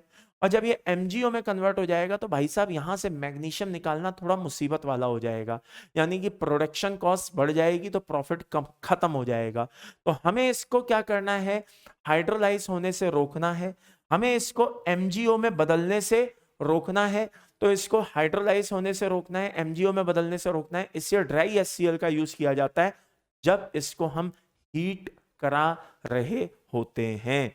तो by the end summary is this, क्या होता है बेटा? ड्राई HCl की प्रेजेंस में इसको हीट कराया जाता है ताकि इसका हाइड्रोलाइसिस ना हो सके। ओके, ताकि इसका हाइड्रोलाइसिस ना हो सके। हाइड्रोलाइसिस को रोकने के लिए ड्राई HCl का यूज किया जाता है। अब हमें फाइनली क्या मिल गया बेटा? MgCl2 मिल गया। MgCl2 मिल गया तो हम इसकी क्या करा देते हैं बेटा? इलेक्ट्रोलाइटिक रिफाइनिंग करा देते हैं। और उसमें क्या होता है बेटा, क्या कहते हैं, जो इलेक्ट्रोलाइट्स लिए जाते हैं, आई रिपीट, वो क्या लिए जाते हैं? NaCl और CaCl2 लिया जाता है विद MgCl2। ठीक है ना? ये एक तरह की इंप्योरिटीज को मिलाया जाता है ताकि मेल्टिंग पॉइंट में कमी आ जाए और इसमें से आसानी से कम टेम्परेचर पे ही ज्यादा से ज्यादा मैग्नीशियम को निकाला जा सके। क्योंकि भाई कम टेम्परेचर पे प्रोसेस होगा, प्रोडक्शन कॉस्ट कम आएगी, आसानी से मैग्नीशियम को निकाल लिया जाएगा। यहाँ पे ये याद रखने वाली बात होती है कि एनोड कौन होता है और कैथोड कौन होता है, दैट्स ऑल। लेकिन मैं आपको बता दूं इलेक्ट्रोलाइटिक रिफाइनिंग इतनी नहीं है, अभी और बात बाकी है। आइए वो भी देख लेते हैं, जरा ध्यान से देखना। ये इलेक्ट्रोलाइटिक रिफाइनिंग है किसकी साहब? आपके क्या कहते हैं, मैग्नीशियम की, MgCl2 की। क्या है? आइए जरा ध्यान से सुने लेते हैं और समझे लेते हैं। बहुत ध्यान से देखिएगा। होता क्या है कि एक एपरेटस है, ये आपको आयरन टैंक दिखाई दे रहा है, कार्बन लेयर से कोटेड है, आयरन टैंक है। किसका काम करता है? कैथोड का काम करता है। सेंटर में आपको पोर्सलिन हुड दिखाई दे रहा है, स्टील का बना हुआ होता है। और ये एनोड और कैथोड को सेपरेट करने का काम करता है। ये आप देख सकते हैं बीच में कौन पड़ा हुआ है? एनोड। एनोड किसका होता है साहब? ग्रेफाइट रॉड का होता है। बात सही है? आगे अब हमने इसमें MgCl2 डाला, साथ में NaCl CaCl2 डाला। MgCl2 फिर याद दिला दूं, ये इसके मेल्टिंग पॉइंट को क्या कर रहा है? NaCl CaCl2 क्या कर रहे हैं? इसके मेल्टिंग पॉइंट को क्या कर रहे हैं? कम कर रहे हैं, ताकि प्रोसेस आराम से हो जाए। ये बात समझ में आ गई? अब आगे प्रोसेस शुरू हुआ, मैग्नीशियम बनना शुरू हुआ। तो हमने क्या किया? साथ के साथ कोल गैस को भी पास कराया। कोल गैस क्या होता है बेटा? कॉम्बिनेशन होता है CO CO2 CH4 H2, इन सब का कॉम्बिनेशन होता है। ये काम क्या करता है बेटा? एटमॉस्फेयर को इनर्ट बनाए रखने का काम करता है। होता क्या है कि जो बनने वाला मैग्नीशियम होता है उसकी एफिनिटी ऑक्सीजन को लेकर के बहुत अच्छी होती है। तो हो सकता है कि जैसे ही मैग्नीशियम बने हो वहां पे मैग्नीशियम ऑक्साइड का फॉर्मेशन हो जाए। तो हमें मैग्नीशियम ऑक्साइड के फॉर्मेशन को रोकने के लिए कोल गैस को पास कराना पड़ता है, ताकि अंदर का एटमॉस्फेयर क्या बना रहे? इनर्ट बना रहे। तो by the end summary is this, ये होती है बेटा क्या? इलेक्ट्रोलाइटिक रिफाइनिंग होती है, जिसमें हमें फाइनली कैथोड पे मैग्नीशियम और एनोड पे क्लोरीन गैस मिलती है। तो ये बस इतने से पॉइंट्स हैं, ज्यादा मैं इसको कॉम्प्लिकेटेड नहीं करना चाहता हूं, फालतू में खींचना नहीं चाहता हूं। सिंपल सी लाइन है भाई, मेन मेन बातें हैं कि इलेक्ट्रोलाइट क्या होता है, कैथोड क्या होता है, एनोड क्या होता है, बात खत्म। अननेसेसरी इसमें ज्यादा घुसने का कोई मतलब नहीं है, इतनी ही चीजें पूछी जाती हैं जितनी मैंने आपको बता दी हैं। और कोल गैस को अंडर एस्टिमेट मत करना भाई मेरे, कोल गैस इंपॉर्टेंट होता है, याद रखना, ठीक है ना। चलिए आगे आगे आगे, अगला पॉइंट। अब बात आती है बेटा, जो मैंने आपको कहा था कि अदर मेथड्स भी होते हैं, तो जैसे पहला मेथड कौन है बेटा, पिडजियन प्रोसेस है। डोलोमाइट का यूज किया जाता है, फेरो से डोलोमाइट का यूज किया जाता है, उसको हीट कराया जाता है। तो जब आप इसको इस तरह से ब्रेक कर रहे हो तो ये एक तरह से आप इसको कैल्सिनेशन कर रहे हो, कैल्सिनेट कर रहे हो, ठीक है ना। तो फाइनली आपको calcium oxide dot magnesium oxide का एक मिक्सचर मिल गया। अब आगे क्या हुआ, इसको फेरोसिलिकॉन की प्रेजेंस में, किसकी प्रेजेंस में, फेरोसिलिकॉन की प्रेजेंस में इसको रिएक्ट कराया जाता है। तो फेरोसिलिकॉन की प्रेजेंस में रिएक्ट कराते हैं तो आयरन तो जस का तस मिलता है, सिलिकॉन क्या करता है, कैल्शियम के साथ मिलके कैल्शियम सिलिकेट बना लेता है और मैग्नीशियम हमें एज इट इज मिल जाता है।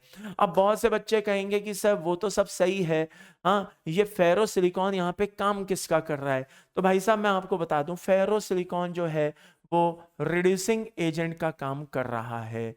फेरोसिलिकॉन किसका काम कर रहा है बेटा, रिड्यूसिंग एजेंट का काम कर रहा है।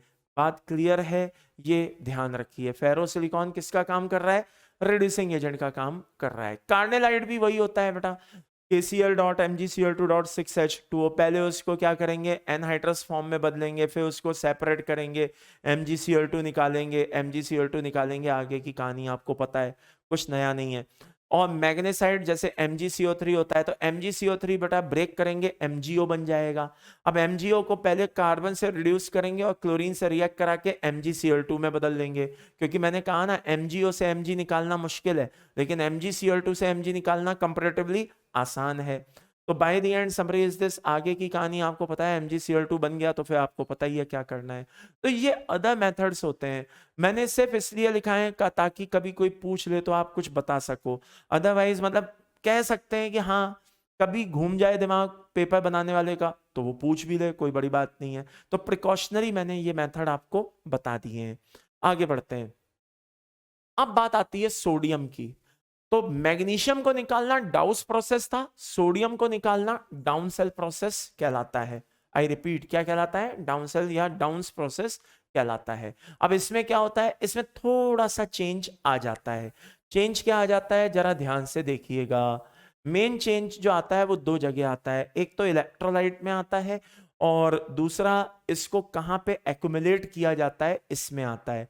वहां पे कोल गैस पास करा रहे थे एटमॉस्फेयर को इनर्ट बनाए रखने के लिए, यहां क्या कर रहे हैं बेटा, ये सब क्लोज चैम्बर होता है, ठीक है। और यहां पे क्या होता है, सोडियम को कैरोसिन में शिफ्ट किया जाता है, किसमें शिफ्ट किया जाता है, कैरोसिन में शिफ्ट किया जाता है। बात समझ में आ रही है। तो by the end summary is this, यहाँ पे भी वही सब कुछ है, वही आयरन टैंक है, यहाँ पे ये हुड लगे हुए हैं, ये कैथोड का काम करते हैं। बीच में पोर्सलिन हुड है जो क्या कहते हैं, मतलब किसका काम करता है, सेपरेट करने का काम करता है एनोड और कैथोड को। ये ग्रेफाइट रॉड बीच में एनोड का काम कर रही है, वही सब कुछ हो रहा है। कैथोड पे क्या इकट्ठा हो रहा है बेटा, यहाँ पे क्या आ रहा है, सोडियम आ रहा है, वो यहाँ से इकट्ठा होकर के कहाँ पे शिफ्ट किया जा रहा है, सक्शन पंप लगे होते हैं, वो यहाँ से सोडियम को क्या करते हैं, इधर कैरोसिन में डालते रहते हैं। और क्लोरीन कहाँ शिफ्ट होती रहती है, एनोड पे शिफ्ट होती रहती है, दैट्स ऑल। अब सबसे बड़ी समस्या क्या आती है, सबसे बड़ी समस्या आती है बच्चे को, सर मैं ये इलेक्ट्रोलाइट में थोड़ा सा कंफ्यूज हो जाता हूँ सर, सोडियम और मैग्नीशियम के जो इलेक्ट्रोलाइट्स हैं ना सर, वो बड़े कंफ्यूजिंग स्टेट में है सर, बहुत प्रॉब्लम देते हैं सर, कैसे याद करूँ। भाई किसने कहा तुझे याद करने को, याद ही नहीं करना है, आपको तो चीजों को समझना है सर, इसमें भी समझना है, हाँ ये भी समझने वाली चीज है। कैसे, जरा ध्यान से सुनना। होता क्या है कि जब आप इनको क्या कर रहे हो, प्रोसेस करा रहे हो, तो Na+ भी निकलेगा, K+ भी निकलेगा, Ca+2 भी निकलेगा। उसी तरह से जरा ध्यान से देखो, यहां पे प्रोसेस करा रहे हो तो Mg+2 भी निकलेगा, Na+ भी निकलेगा, Ca+2 भी निकलेगा। लेकिन क्या आपने सोचा कि Mg+2 आराम से डिपॉजिट हो रहा है, ये दोनों उसमें प्रॉब्लम नहीं कर रहे? क्या आपने सोचा कि यहाँ पे Na+ आराम से डिपॉजिट हो रहा है, ये दोनों उसमें प्रॉब्लम नहीं कर रहे? उसका रीजन क्या है? हमने एक QSP पढ़ा था, हमने एक सीरीज पढ़ी थी, ली के काका नाना मंगोलिया आए, पढ़ा था। फिलहाल यहाँ पे एल्यूमिनियम से हमें कोई लेना देना नहीं है, जिस पे हम फोकस कर रहे हैं उसको समझिए। देखिए, जैसे जैसे हम नीचे जा रहे हैं सीरीज में, ओपी में कमी आ रही है, आरपी बढ़ता जा रहा है। तो जिसका आरपी ज्यादा होगा वो पहले जाकर के कैथोड पे डिपॉजिट हो जाएगा, खत्म बात। तो अगर मैं यहां पे मैग्नीशियम की रिफाइनिंग करूं, किसकी रिफाइनिंग करूं? मैग्नीशियम की रिफाइनिंग करूं, तो मैं इसके ठीक ऊपर जो हैं Na और Ca, उनको ले लूंगा एज ए इम्प्योरिटी, मतलब इलेक्ट्रोलाइट के फॉर्म में। वो इम्प्योरिटी इसलिए कह रहा हूं, याद करो अभी बताया था, इम्प्योरिटीज मिला दोगे तो मेल्टिंग पॉइंट में क्या आ जाएगी? कमी आ जाएगी। तो मैं मैग्नीशियम के लिए क्या कर लूंगा बेटा? NaCl, और साथ में क्या ले लूंगा? CaCl2 ले लूंगा। लेकिन अगर मान लो मुझे सोडियम की रिफाइनिंग करनी है, तो मैं इसके ठीक ऊपर दो को ले लूंगा। किसको ले लूंगा? CaCl2 को तो लूंगा ही लूंगा, साथ में KCl को भी ले लूंगा। तो मेरे हिसाब से अब आपको क्या करना है? अब आपको रटने की जरूरत नहीं है, रट्टा मारने की जरूरत नहीं है। आपके पास एक लॉजिक आ गया कि इलेक्ट्रोलाइट मुझे कैसे लेना है। इलेक्ट्रोलाइट मुझे ऐसे लेना है कि जो मैं जिसकी रिफाइनिंग कर रहा हूं, तो मैं ऐसा कैटायन लूंगा जो उसके डिपोजिशन में, जो उसके रिडक्शन में, रिड्यूस होने में, डिपॉजिट होने में प्रॉब्लम क्रिएट ना करे। तो भाई वो कब पॉसिबल है? जब रिक्वायर्ड मेटल से सामने वाले मेटल का रिडक्शन पोटेंशियल कम हो। तो जैसे मैग्नीशियम का रिडक्शन पोटेंशियल ज्यादा है, वो पहले डिपॉजिट हो जाएगा। Na और Ca का रिडक्शन पोटेंशियल कम है, वो डिपॉजिट नहीं हो पाएंगे, बल्कि उल्टे हेल्प ही करके जाएंगे। डिपॉजिट नहीं होंगे बल्कि हेल्प ही करेंगे इसके मेल्टिंग पॉइंट को कम करने में, इसके डिपोजिशन में। दूसरा, वैसे ही सोडियम में क्या है बेटा? Na+ का रिडक्शन पोटेंशियल ज्यादा है, किससे? Ca और K से। तो यहां पे आप देख सकते हैं ये Na+ के डिपोजिशन में कोई प्रॉब्लम क्रिएट नहीं करेंगे। तो आप देखिए, NaCl के साथ मैंने क्या लिया? KCl लिया, CaCl2 लिया। अच्छा, MgCl2 के साथ क्या लिया? NaCl लिया, CaCl2 लिया। आइए देख लीजिए, MgCl2 के साथ क्या लिया? NaCl और CaCl2। तो आपको इलेक्ट्रोलाइट याद करने की जरूरत नहीं है, इनके पीछे तो लॉजिक है। बच्चा क्या करता है? रटता है, फिर वहां जाके कंफ्यूज हो जाता है और कुछ का कुछ टिक करके चला आता है। तो ये काम आपको नहीं करना है। आपको इस बात को समझना है कि भाई अगर इलेक्ट्रोलाइट ले रहे हैं तो उसके पीछे 101% कोई ना कोई लॉजिक होगा। ये थोड़ी ना कि कुछ भी लेकर के पटक दिया, उसमें डाल दिया, ऐसा नहीं होता है।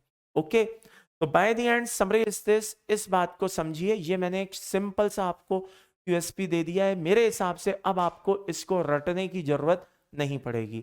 बाकी तो सारा प्रोसेस वही है साहब, कैथोड पे कैटायन, एनोड पे एनायन, और ये वो फलाना ढिमाका। चलो आगे बढ़ते हैं।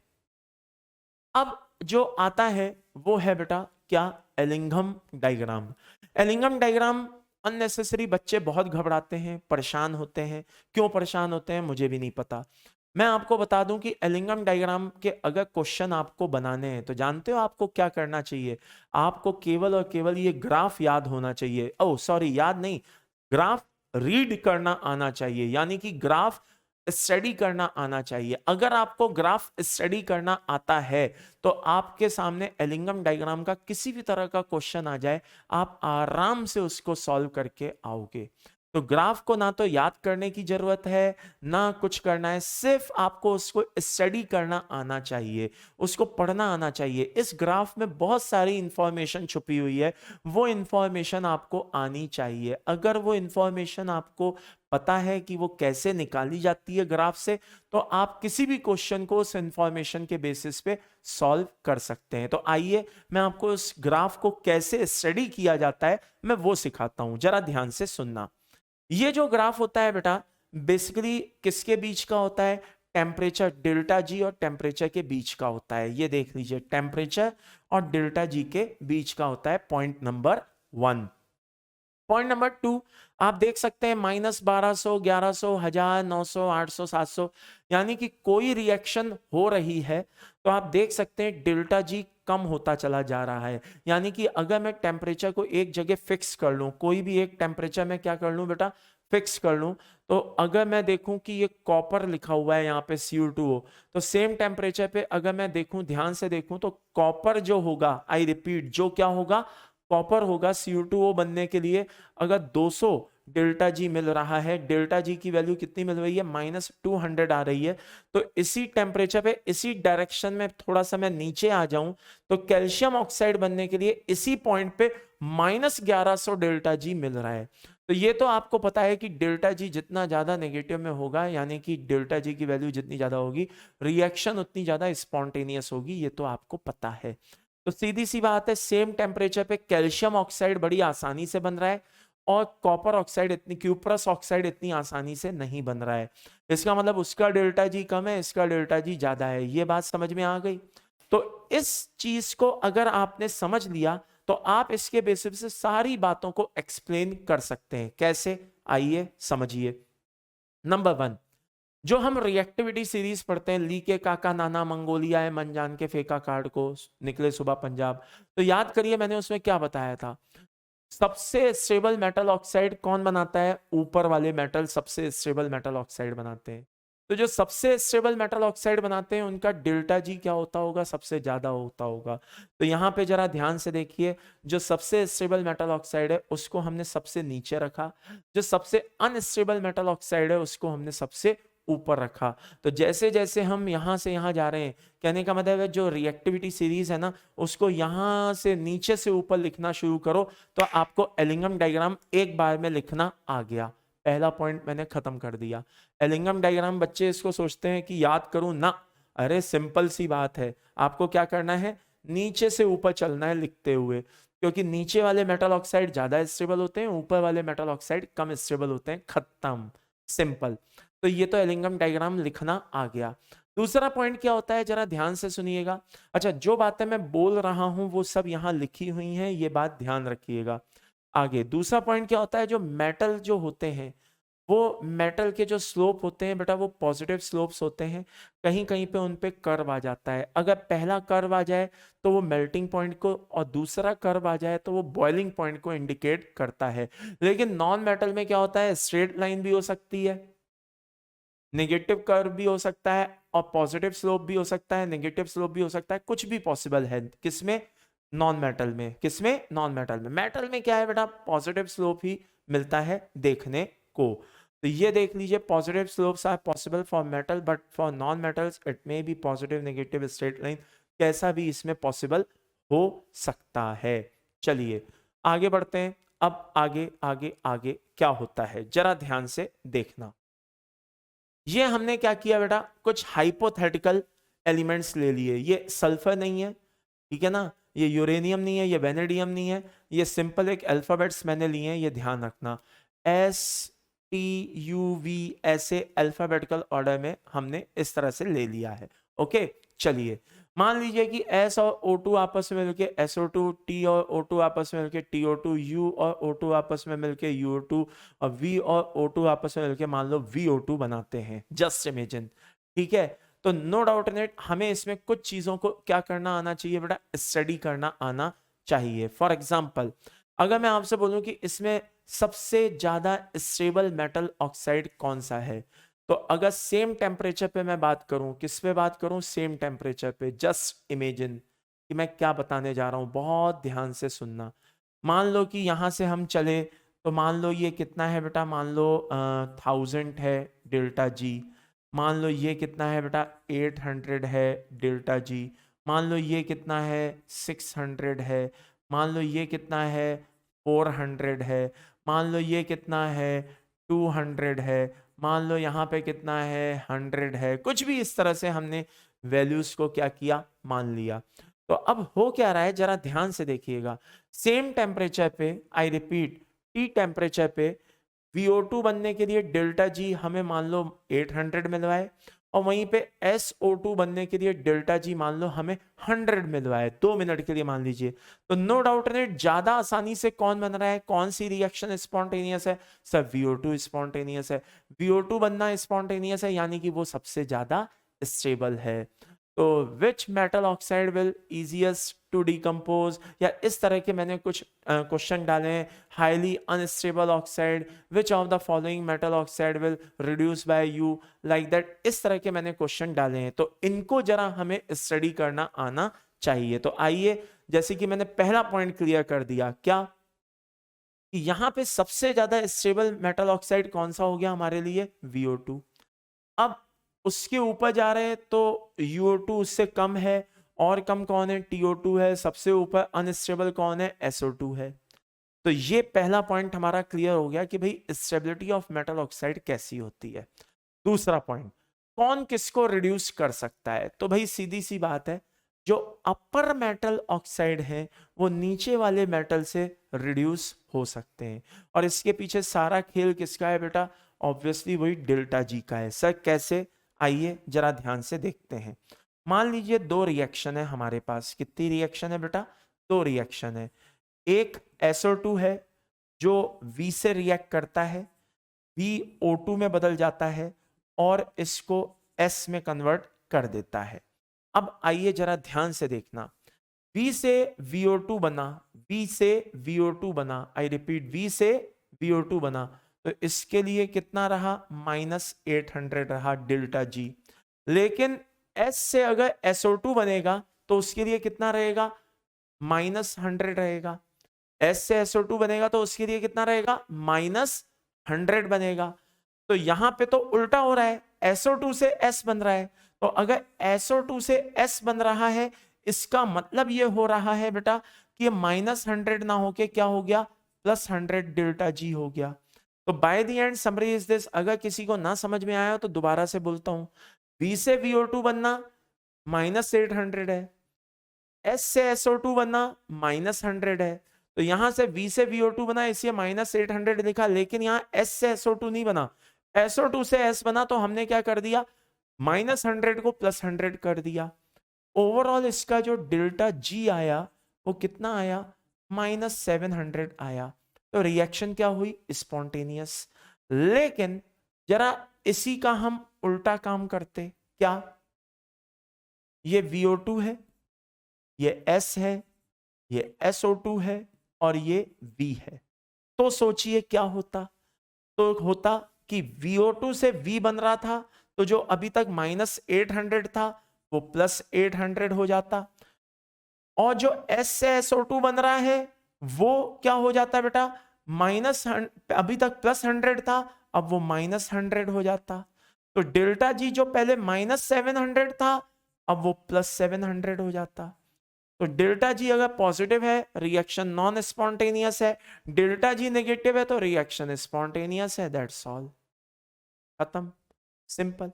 ये चीजें बहुत ही इंपॉर्टेंट होती हैं, ये बात ध्यान रखिएगा, ठीक है।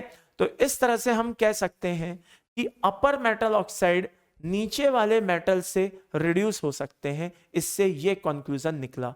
तो SO2 किससे रिड्यूस हो सकता है, T से, U से, V से। TO2 किससे रिड्यूस हो सकता है, U से, V से। UO2 किससे रिड्यूस हो सकता है, V से। VO2 किससे, VO2 किससे, किसी से नहीं। ये बात समझ में आई, उसके नीचे कोई है नहीं, होता तो वो भी हो जाता। अच्छा, ये बात समझ में आ गई। तो इस तरह के क्वेश्चंस पूछे जाते हैं। आगे ये गैप जितना ज्यादा होगा, आप देखिए SO2 और VO2 के बीच में गैप सबसे ज्यादा है, तो ये वैल्यूज भी आपको सबसे ज्यादा मिलेंगी। अगर ये गैप TO2 और VO2 के बीच में देखा जाए तो ये गैप कम हो रहा है। अगर UO2 और VO2 के बीच में देखा जाए तो ये गैप और कम हो रहा है। तो जैसे जैसे दो स्लोप के बीच में गैप कम हो रहा है, यानी कि डेल्टा जी कम हो रहा है, कहने का मतलब ये हुआ कि जैसे जैसे दो स्लोप के बीच में गैप कम हो रहा है, तो नीचे वाला मेटल अपर मेटल ऑक्साइड के लिए उतना ही पुअर रिड्यूसिंग एजेंट है। कहने का मतलब है SO2 के लिए बेस्ट रिड्यूसिंग एजेंट कौन है, V। होने में तो तीनों ही है, TB है, UB है, VB है, लेकिन सबसे ज्यादा गैप कहां है, एलिंगम डायग्राम में इसमें SO2 और VO2 के बीच है। तो SO2 के लिए सबसे बेस्ट रिड्यूसिंग एजेंट कौन है? V। उससे बेकार कौन है? U। उससे बेकार कौन है? T। दैट्स ऑल, खत्म बात। तो ये छोटी छोटी चीजें होती हैं जो आपको पता होनी चाहिए। तो फॉर योर का इंफॉर्मेशन, अगर आप एलिंगम डायग्राम्स को इतना भी देख के जाएंगे तो आपका काम हो जाएगा। तो मैं एक छोटा सा रिकैप बता देता हूं। नीचे वाले मेटल ऑक्साइड ज्यादा स्टेबल, ऊपर जाते जाते स्टेबिलिटी कम, नंबर 1। नंबर 2, जरा ध्यान से देखिएगा, गैप जितना ज्यादा नीचे वाला मेटल ऊपर वाले के लिए उतना अच्छा रिड्यूसिंग एजेंट, ठीक है। और ऊपर वाला नीचे वाले से रिड्यूस हो सकता है, लेकिन इसका वाइस वर्सा पॉसिबल नहीं है। आप सोचो VO2 S T या U से रिड्यूस हो जाए, पॉसिबल नहीं है, क्योंकि डेल्टा G नेगेटिव के बजाय क्या आने लगेगा? पॉजिटिव आने लगेगा। ये बात समझ में आई। और एक वो स्लोप की बात कि मेटल और नॉन मेटल के लिए कैसा होता है। तो ये छोटी छोटी चीजें, ये क्वेश्चन मैंने आपके लिए दिए हैं, इन क्वेश्चंस को आप एक बार करिएगा। जब आप करें तो आंसर बताइएगा। मैं यूट्यूब पे आपके मैसेजेस चेक करता रहूंगा, बाकायदा उस पर कमेंट भी कर दूंगा। आप चिंता मत करिएगा, आपका आंसर सही है गलत है मैं उस पर कमेंट भी कर दूंगा। एक बार अपने दम पे क्वेश्चन को करिएगा। वैसे मैं थोड़ा सा आपको हिंट दे दूं, ये डेल्टा जी की वैल्यूज हैं, ये टेम्परेचर है। एक हमने टेम्परेचर फिक्स लिया है 1350 डिग्री सेल्सियस, और ये यहाँ पे इंटरसेक्ट कर रहे हैं। यहाँ पे क्या है, पहले मैग्नीशियम नीचे था, एल्यूमिनियम ऊपर था। अब यहाँ से इंटरसेक्ट होने पे मैग्नीशियम ऊपर है, एल्यूमिनियम नीचे है। तो क्वेश्चन ये है कि दो कंडीशन है। एक कंडीशन ये है कि जब टेम्परेचर 1350 से कम है, और एक कंडीशन है जब टेम्परेचर 1350 से ज्यादा है। तो हम यहाँ पे यही जानना चाहते हैं कि कौन सी रिएक्शन कब पॉसिबल है, ए कब पॉसिबल है, बी कब पॉसिबल है। तो हमें बस यही जानना है और कुछ नहीं करना है। तो आपको पता है ये क्वेश्चन कैसे करना है भाई। ये क्वेश्चन कुछ इसी फ्लो में करना है। अगर आपको ये क्वेश्चन समझ में आ गया तो समझो आपको सब समझ में आ गया। ये बात समझ में आई? चलिए आगे बढ़ते हैं, इस क्वेश्चन को करिएगा। ये जो है एलिंगम डायग्राम दिखा रहा है कि कौन सा, मतलब दो चीजों में कंपेयर चल रहा है, एक कार्बन में और एक कार्बन मोनोऑक्साइड में, कि कौन बेस्ट रिड्यूसिंग एजेंट होता है। आई रिपीट, कौन बेस्ट रिड्यूसिंग एजेंट होता है। तो एक पैरामीटर फिक्स होता है, और वो होता है बेटा 710 डिग्री सेल्सियस टेम्परेचर। तो मैं आपको बता दूं कि अगर टेम्परेचर 710 डिग्री सेल्सियस से ज्यादा है, अगर टेम्परेचर 710 डिग्री सेल्सियस से ज्यादा है, तो मैं आपको बता दूं कार्बन बेस्ट रिड्यूसिंग एजेंट होता है। और अगर टेम्परेचर 710 डिग्री से कम है तो कार्बन मोनोऑक्साइड एक बेस्ट रिड्यूसिंग एजेंट होता है। यहां पे कार्बन फाइनल प्रोडक्ट CO बनाएगा, जबकि यहां पे कार्बन मोनोऑक्साइड CO2 बनाएगा। बात समझ में आ गई? तो ये आपको QSP पता होना चाहिए, क्वेश्चन सॉल्विंग पॉइंट, और वो इसी को एक्सप्लेन कर रहा है। कैसे? हमने दो टेम्परेचर लिए, एक हमने लिया T1 और एक मान लो हमने लिया T2, करेक्ट? दो टेम्परेचर हमने लिए T1 और T2। T1 पे मान लीजिए ये एक पॉइंट है और ये एक पॉइंट है, और T2 पे मान लीजिए कि ये एक पॉइंट है, ओके, और दूसरा ये एक पॉइंट है, करेक्ट? अब जरा इन पॉइंट्स पे फोकस करिए जो मैं आपको बता रहा हूं, जरा ध्यान से देखिएगा, बहुत ही इंपॉर्टेंट है, बहुत ही इंपॉर्टेंट। ये पॉइंट, ये पॉइंट, ये पॉइंट और ये पॉइंट्स, इन पॉइंट्स पे जरा फोकस करिएगा, ओके? बहुत ध्यान से देखिएगा। T1 डिग्री सेल्सियस पे CO से CO2 बन रहा है, यानी कि उसके लिए डेल्टा G X है।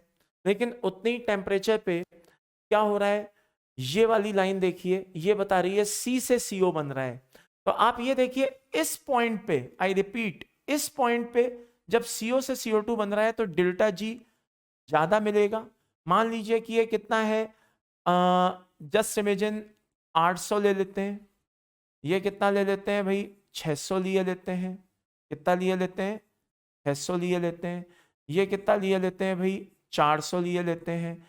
ये कितना लिए लेते हैं भाई, 200 लिए लेते हैं। ओके, तो आप जरा कॉमन सेंस लगाइए कि जब T1 डिग्री सेल्सियस पे CO से CO2 बना रहा हूं तो यहाँ पे डेल्टा जी मुझे 500 से 600 के बीच में कहीं मिल रहा है, और जब मैं यहाँ पे इसी सेम टेम्परेचर पे देखता हूं तो C से CO2 बन रहा है, लेकिन जो डेल्टा जी है वो मुझे 200 से भी कम मिल रहा है। तो इसका मतलब ये हुआ कि T1 टेम्परेचर जो कि 710 डिग्री सेल्सियस से क्या है, कम है, तो वहां पे CO बहुत अच्छा काम कर रहा है, कार्बन उतना अच्छा काम नहीं कर रहा है। तो मैंने वही बात बोली है कि 710 डिग्री सेल्सियस से कम टेम्परेचर पे CO बेस्ट रिड्यूसिंग एजेंट होता है और CO2 बनाता है।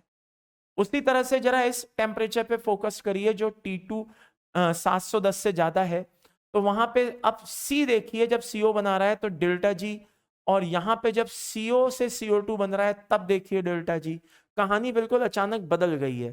तो बेटा यही चीज है कि यहाँ पे C बहुत अच्छा काम कर रहा है, कार्बन अच्छा काम कर रहा है, और CO इतना अच्छा काम नहीं कर रहा है। तो यही बात मैंने बोली है कि देखो 710 डिग्री सेल्सियस टेम्परेचर से अबव टेम्परेचर पे कार्बन ज्यादा अच्छा रिड्यूसिंग एजेंट है एज कंपेयर टू किसके, CO के। तो इसका जो यूज आता है बेटा वो आयरन की मेटलर्जी में आता है। किसकी मेटलर्जी में आता है भाई, आयरन की मेटलर्जी में इसका यूज आता है। कैसे आता है उस पर भी अभी आऊंगा। आइए चलिए शुरू करते हैं आयरन की मेटलर्जी, जरा ध्यान से देखिएगा। आयरन की मेटलर्जी क्या है बेटा, वही क्रशिंग ग्राइंडिंग होती है, नंबर 1। नंबर 2 ग्रेविटी सेपरेशन भी होता है, मैग्नेटिक सेपरेशन भी पॉसिबल है, क्योंकि ऑक्साइड तो है ही है, साथ में क्या कहते हैं वो कैसे हैं बेटा, मैग्नेटिक नेचर के भी होते हैं। वैसे तो ज्यादातर रोस्टिंग की जाती है, कभी कभी जरूरत पड़ने पे कैल्सिनेशन भी हो जाता है। इंप्योरिटीज को ध्यान में रख करके रोस्टिंग को किया जाता है और कैल्सिनेशन को भी किया जाता है। सामने सारे प्रोसीजर हैं, आप देख सकते हैं, मेरे बताने लायक कुछ खास नहीं है। अब होता क्या है जरा ध्यान से देखना, जस्ट ए सेकेंड। ये एक ब्लास्ट फर्नेस होता है जो टेम्परेचर के बेसिस पे अलग अलग जोन में बटा हुआ होता है। सबसे ऊपर वाला जो जोन होता है उसको हम किस नाम से जानते हैं बेटा, ये यहाँ पे मैंने सारे जोन बता दिए हैं, जरा ध्यान से देखिएगा। ये कहाँ गया, रिडक्शन जोन, सबसे ऊपर का जो जोन है।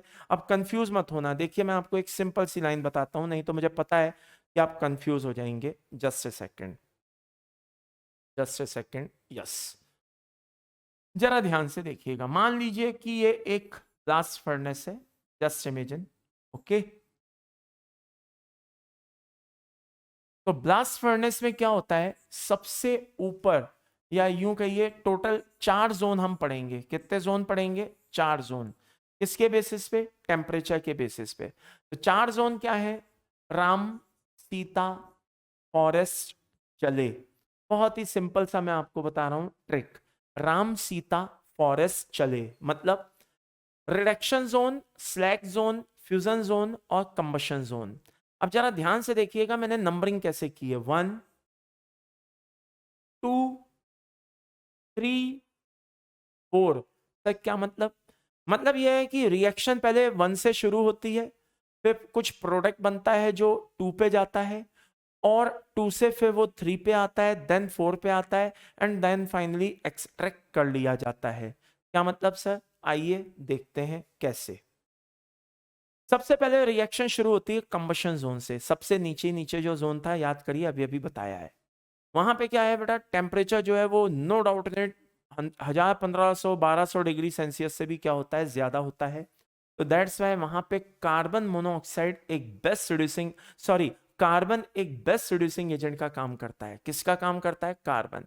तो वहां पे कार्बन सबसे पहले ऑक्सीजन से रिएक्ट करेगा, CO2 बनाएगा, CO2 फर्दर कार्बन से रिएक्ट करके फाइनली किस में बदल जाएगा, CO में। यानी कि वहां पे मेन फंक्शन किसका होगा, टेम्परेचर 710 से ज्यादा है तो वहां पे कार्बन अपना रोल प्ले करेगा और वहां पे CO बन करके तैयार हो जाएगा। अब ये जो CO है बेटा, ये कहाँ जाता है, रिडक्शन जोन में जाता है, और वो आयरन को वहां पे रिड्यूस करना शुरू होता है।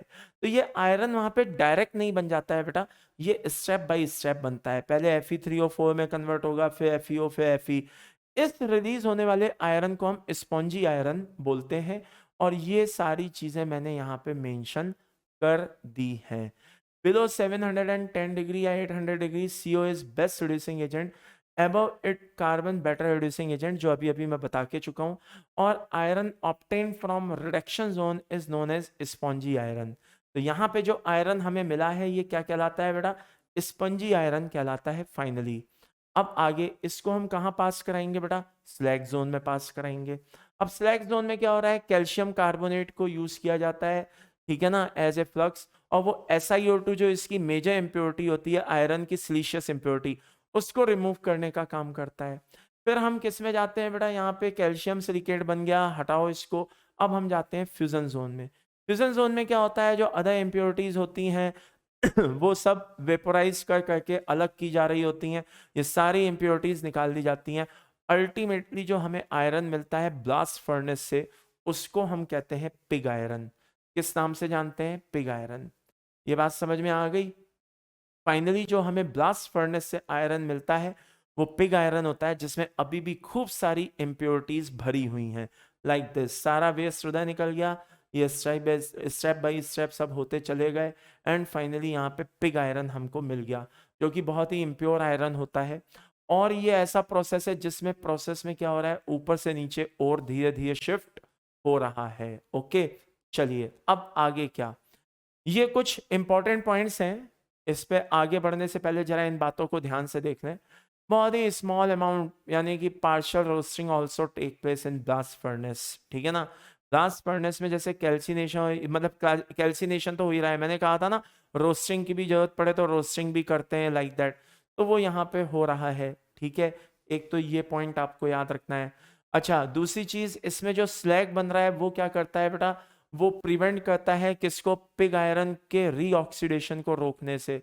एक्चुअल में क्या होता है, ऊपर स्लैग इकट्ठा होगा तो आयरन को वो रीऑक्सीडाइज होने से रोकेगा, एटमॉस्फेयर की एयर से उसकी कनेक्टिविटी को क्या कर देगा, ब्लॉक कर देगा। और ये तो मैं आपको बता ही चुका हूं कि CO क्या होता है, एक प्रिंसिपल रिड्यूसिंग एजेंट होता है, यानी कि सबसे इंपॉर्टेंट रोल जो होता है वो CO का होता है यहाँ पे। तो ये छोटे छोटे पॉइंट्स हैं जो आपको पता होने चाहिए। अब आगे जो हमें पिग आयरन मिला है उसको हम क्या करते हैं बेटा, धीरे धीरे कास्ट आयरन में कन्वर्ट कर लेते हैं।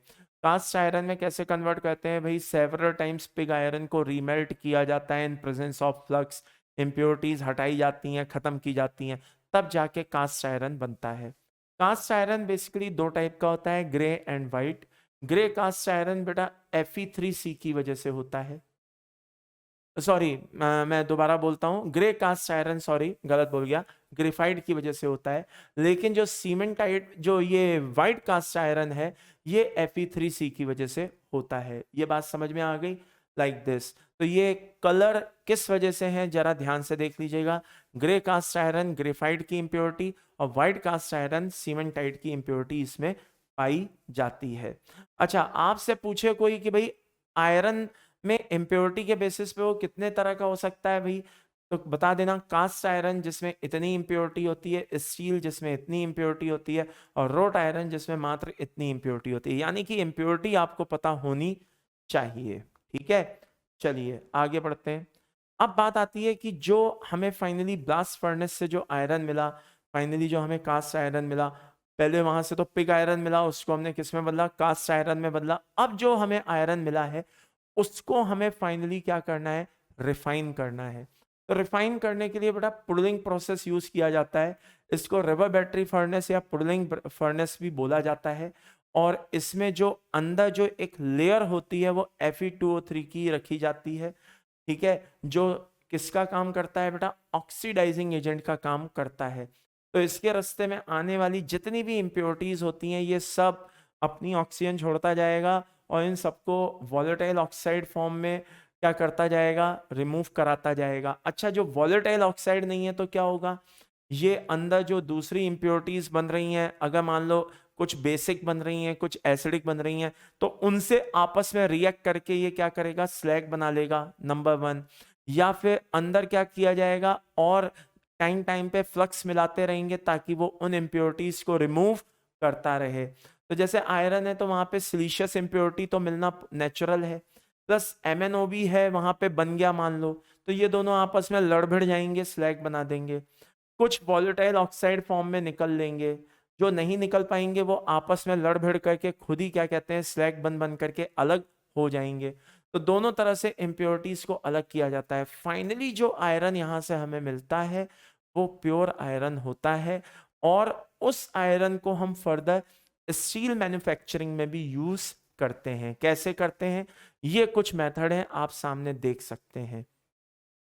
डेसिमराइजेशन है, याद करिए बता चुका हूं। कॉपर में वहां रिफाइनिंग में यूज हो रहा था, यहां स्टील फॉर्मेशन में यूज हो रहा है। याद करिए, मैंने ये लाइन पहले भी बताई थी। चलिए, एक ओपन हार्ट प्रोसेस होता है, एक एलडी प्रोसेस होता है। इनको किस किस नाम से जानते हैं, मैंने इनके अल्टरनेटिव नेम यहाँ पे लिख दिए हैं, क्योंकि होता क्या है बेटा, कभी कभी अल्टरनेटिव नेम पूछ दिया जाता है तो आप मेंटली प्रिपेयर रहो कि बेसेमर को थॉमस प्रोसेस, या ओपन हार्ट को साइमन मार्टिन प्रोसेस, या फिर एलडी प्रोसेस को लिंड्स डोनाविड्स प्रोसेस के नाम से भी जाना जाता है, या बेसिक ऑक्सीजन प्रोसेस के नाम से भी जाना जाता है। तो नाम पता होने चाहिए। अब बेसेमराइजेशन है, इसको थॉमस प्रोसेस भी कहते हैं। मेरे बताने लायक कुछ भी नहीं है, वही प्लेटफॉर्म है, और क्या कहते हैं, वही इम्प्योरिटीज हैं। इसमें हॉट एयर को पास कराया जाता है, जो इम्प्योरिटीज वॉलेटाइल ऑक्साइड फॉर्म में निकल सकती हैं निकाल दी जाती हैं, बाकी फ्लक्स से दूर कर दी जाती हैं स्लैग बना बना करके। यहाँ पे ध्यान रखिए, बनने वाला जो कैल्शियम फॉस्फेट होता है उसको उसको थॉमस स्लैग के नाम से बोला जाता है, और ये फर्टिलाइजर में यूज होता है। कैल्शियम फॉस्फेट किस में यूज होता है, फर्टिलाइजर में यूज होता है, ये बात ध्यान रखिएगा। चलिए, अब बात आती है इसका ड्रॉबैक क्या है, किसका, बेसिमराइजेशन का। 10 to 15% आयरन के रीऑक्सीडाइज होने के चांस होते हैं। बात समझ में आ रही है, कितने आयरन के, 10 to 15% आयरन के रीऑक्सीडाइज होने के चांस रहते हैं, नंबर वन। नंबर सेकंड, जो आप एयर पास करा रहे हैं तो बहुत हद तक चांस है कि वो उसमें नाइट्रोजन भी प्रेजेंट होती है, तो बहुत हद तक चांस है कि आयरन नाइट्राइड का फॉर्मेशन हो जाए। तो इसलिए क्या होता है बेटा, ये प्रोसेस इतना अच्छा नहीं होता है। तो फिर क्या किया जाता है, ओपन हार्ट को भी यूज किया जाता है। ओपन हार्ट कैसा प्रोसेस होता है, ये एक प्लेटफॉर्म है, यहां से प्रोड्यूसर गैस को पास कराया जा रहा है, which is the combination of CO plus N2। अच्छा, यहाँ पे क्या है, एक फ्लक्स की लेयर रखी है। मान लीजिए कि अगर ओर में इम्प्योरिटी किसकी है बेटा, मान लीजिए मैग्नीज की इम्प्योरिटी है, तो SiO2 की लेयर रखी जाती है। और अगर मान लीजिए फॉस्फोरस एज मच, क्या कहते हैं, फॉस्फोरस इम्प्योरिटी के फॉर्म में, तो डोलोमाइट की लेयर रखी जाती है। अब होता क्या है, खूब सारा हीट प्रोड्यूस किया प्रोड्यूसर गैस से, धीरे धीरे इम्प्योरिटीज निकलनी शुरू हुई। अब मान लो अगर Mn ऊपर पहुंचेगा तो वो SiO2 से रिएक्ट करके स्लैग बन के अलग हो जाएगा। अगर P4 ऊपर पहुंचेगा तो वो डोलोमाइट से रिएक्ट करके अलग हो जाएगा। तो इस तरह से इम्प्योरिटीज को क्या कर लिया जाता है, अलग कर लिया जाता है। अच्छा, जो Fe2O3 होता है, इंपॉर्टेंट है, ऑक्सीडाइजिंग एजेंट का यहाँ पे भी काम करता है। ड्रॉबैक क्या है, 5% आयरन यहाँ पे भी रीऑक्सीडाइज होने के चांस रहते हैं। आगे बढ़िए, अगला क्या है पॉइंट, एलडी प्रोसेस।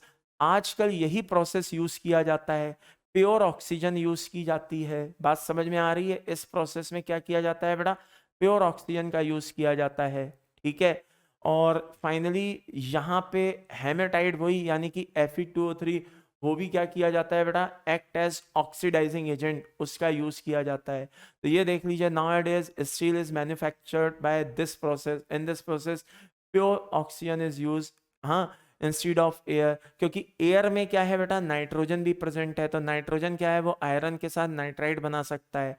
तो इसलिए उस चीज को बनने से रोकने के लिए, ठीक है ना, यहाँ पे इस तरह का यूज किया जाता है। आगे, अब उसके बाद क्या होता है, इसका सबसे अच्छा पार्ट ये है कि 0.5% आयरन ही रीऑक्सीडाइज हो पाता है।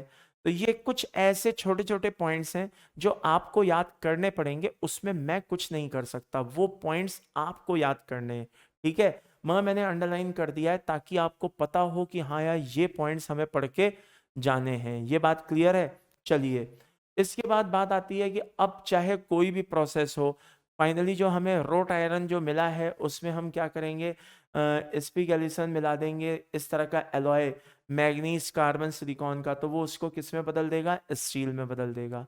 अच्छा, स्टील का ट्रीटमेंट किया जाता है, उसमें उसके कैरेक्टर्स को अगर चेंज करना है तो कैसे किया जाता है, दो प्रोसेस होते हैं, एक हीटिंग इफेक्ट होता है और एक सरफेस का ट्रीटमेंट होता है। तो हीटिंग इफेक्ट में जैसे एनिलिंग, क्वेंचिंग, टेम्परिंग, ये सब होते हैं। सरफेस में क्या होता है, केस हार्डनिंग और नाइट्राइडिंग सब होता है। तो जैसे एनिलिंग की बात की जाए, किसकी बात की जाए, एनिलिंग की बात की जाए, तो एनिलिंग की अगर मैं बात करूं तो जैसे प्रोसेस इसमें क्या हो रहा है, हाई टेम्परेचर तक हीट किया जाता है, रेड हॉट कर दिया जाता है, फिर धीरे धीरे उसको कूल किया जाता है। तो धीरे धीरे कूल करने पे स्टील कैसा हो जाता है, सॉफ्ट एंड इलास्टिक। फिर क्या किया जाता है, क्वेंचिंग। तो क्वेंचिंग में क्या है, हाई टेम्परेचर तक हीट करते हैं लेकिन तेजी से उसको सडनली कूल कर देते हैं, तो इससे स्टील क्या हो जाता है, हार्ड हो जाता है और ब्रिटल हो जाता है। फिर हम चाहते हैं कि नहीं, हमें ब्रिटल तो नहीं होना चाहिए, हार्ड हो लेकिन ब्रिटल नहीं होना चाहिए, तो हम टेम्परिंग कर देते हैं। टेम्परिंग में क्या करते हैं, जो क्वेंच स्टील होता है उसी को ले लेते हैं और उसको फिर हाई टेम्परेचर तक हीट करके, मतलब 250 300 तक हीट करके फिर धीरे धीरे कूल करते हैं। तो जब धीरे धीरे कूल करते हैं तो वो हार्डनेस तो क्या होती है, वैसी बनी रहती है, लेकिन ब्रिटलनेस जो होती है वो खत्म हो जाती है। तो ये तो क्या हो गया, हीटिंग इफेक्ट। और केस हार्डनिंग होता है बेटा, जैसे ऊपर क्या किया जाता है, चारकोल का स्प्रे किया जाता है जिससे आयरन कार्बाइड की लेयर बन जाती है। तो ये क्या करती है, इसको रस्ट फ्री होने से रोकती है, कोरेजन होने से रोकती है, ठीक है ना। नाइट्राइडिंग का भी कुछ काम ऐसा ही होता है, हार्डनेस को बढ़ाने के लिए। तो ऊपर क्या किया जाता है बेटा, अमोनिया का स्प्रे किया जाता है जिससे आयरन नाइट्राइड बन जाए, तो उससे कुछ हार्डनेस बढ़ जाती है। तो इस तरह के ये सारे प्रोसेस यूज होते हैं। तो by the end summary is this, मैं उम्मीद करता हूं कि आपको मेटलर्जी अच्छे से समझ में आई होगी। कोई पार्ट अगर ना समझ में आए तो उसको एक बार थोड़ा सा रिकैप कर लेना, देख लेना, लेकिन मेरे हिसाब से आपको अच्छे से समझ में आ जाएगा, मेरे को उम्मीद है। बाकी आप बिल्कुल चिंता ना करें, क्या कहते हैं, जो भी डाउट्स हैं आप मुझसे पूछ सकते हैं, अपन उसको क्लियर करते रहेंगे। और अपना ध्यान रखिएगा, take care and bye bye, thank you.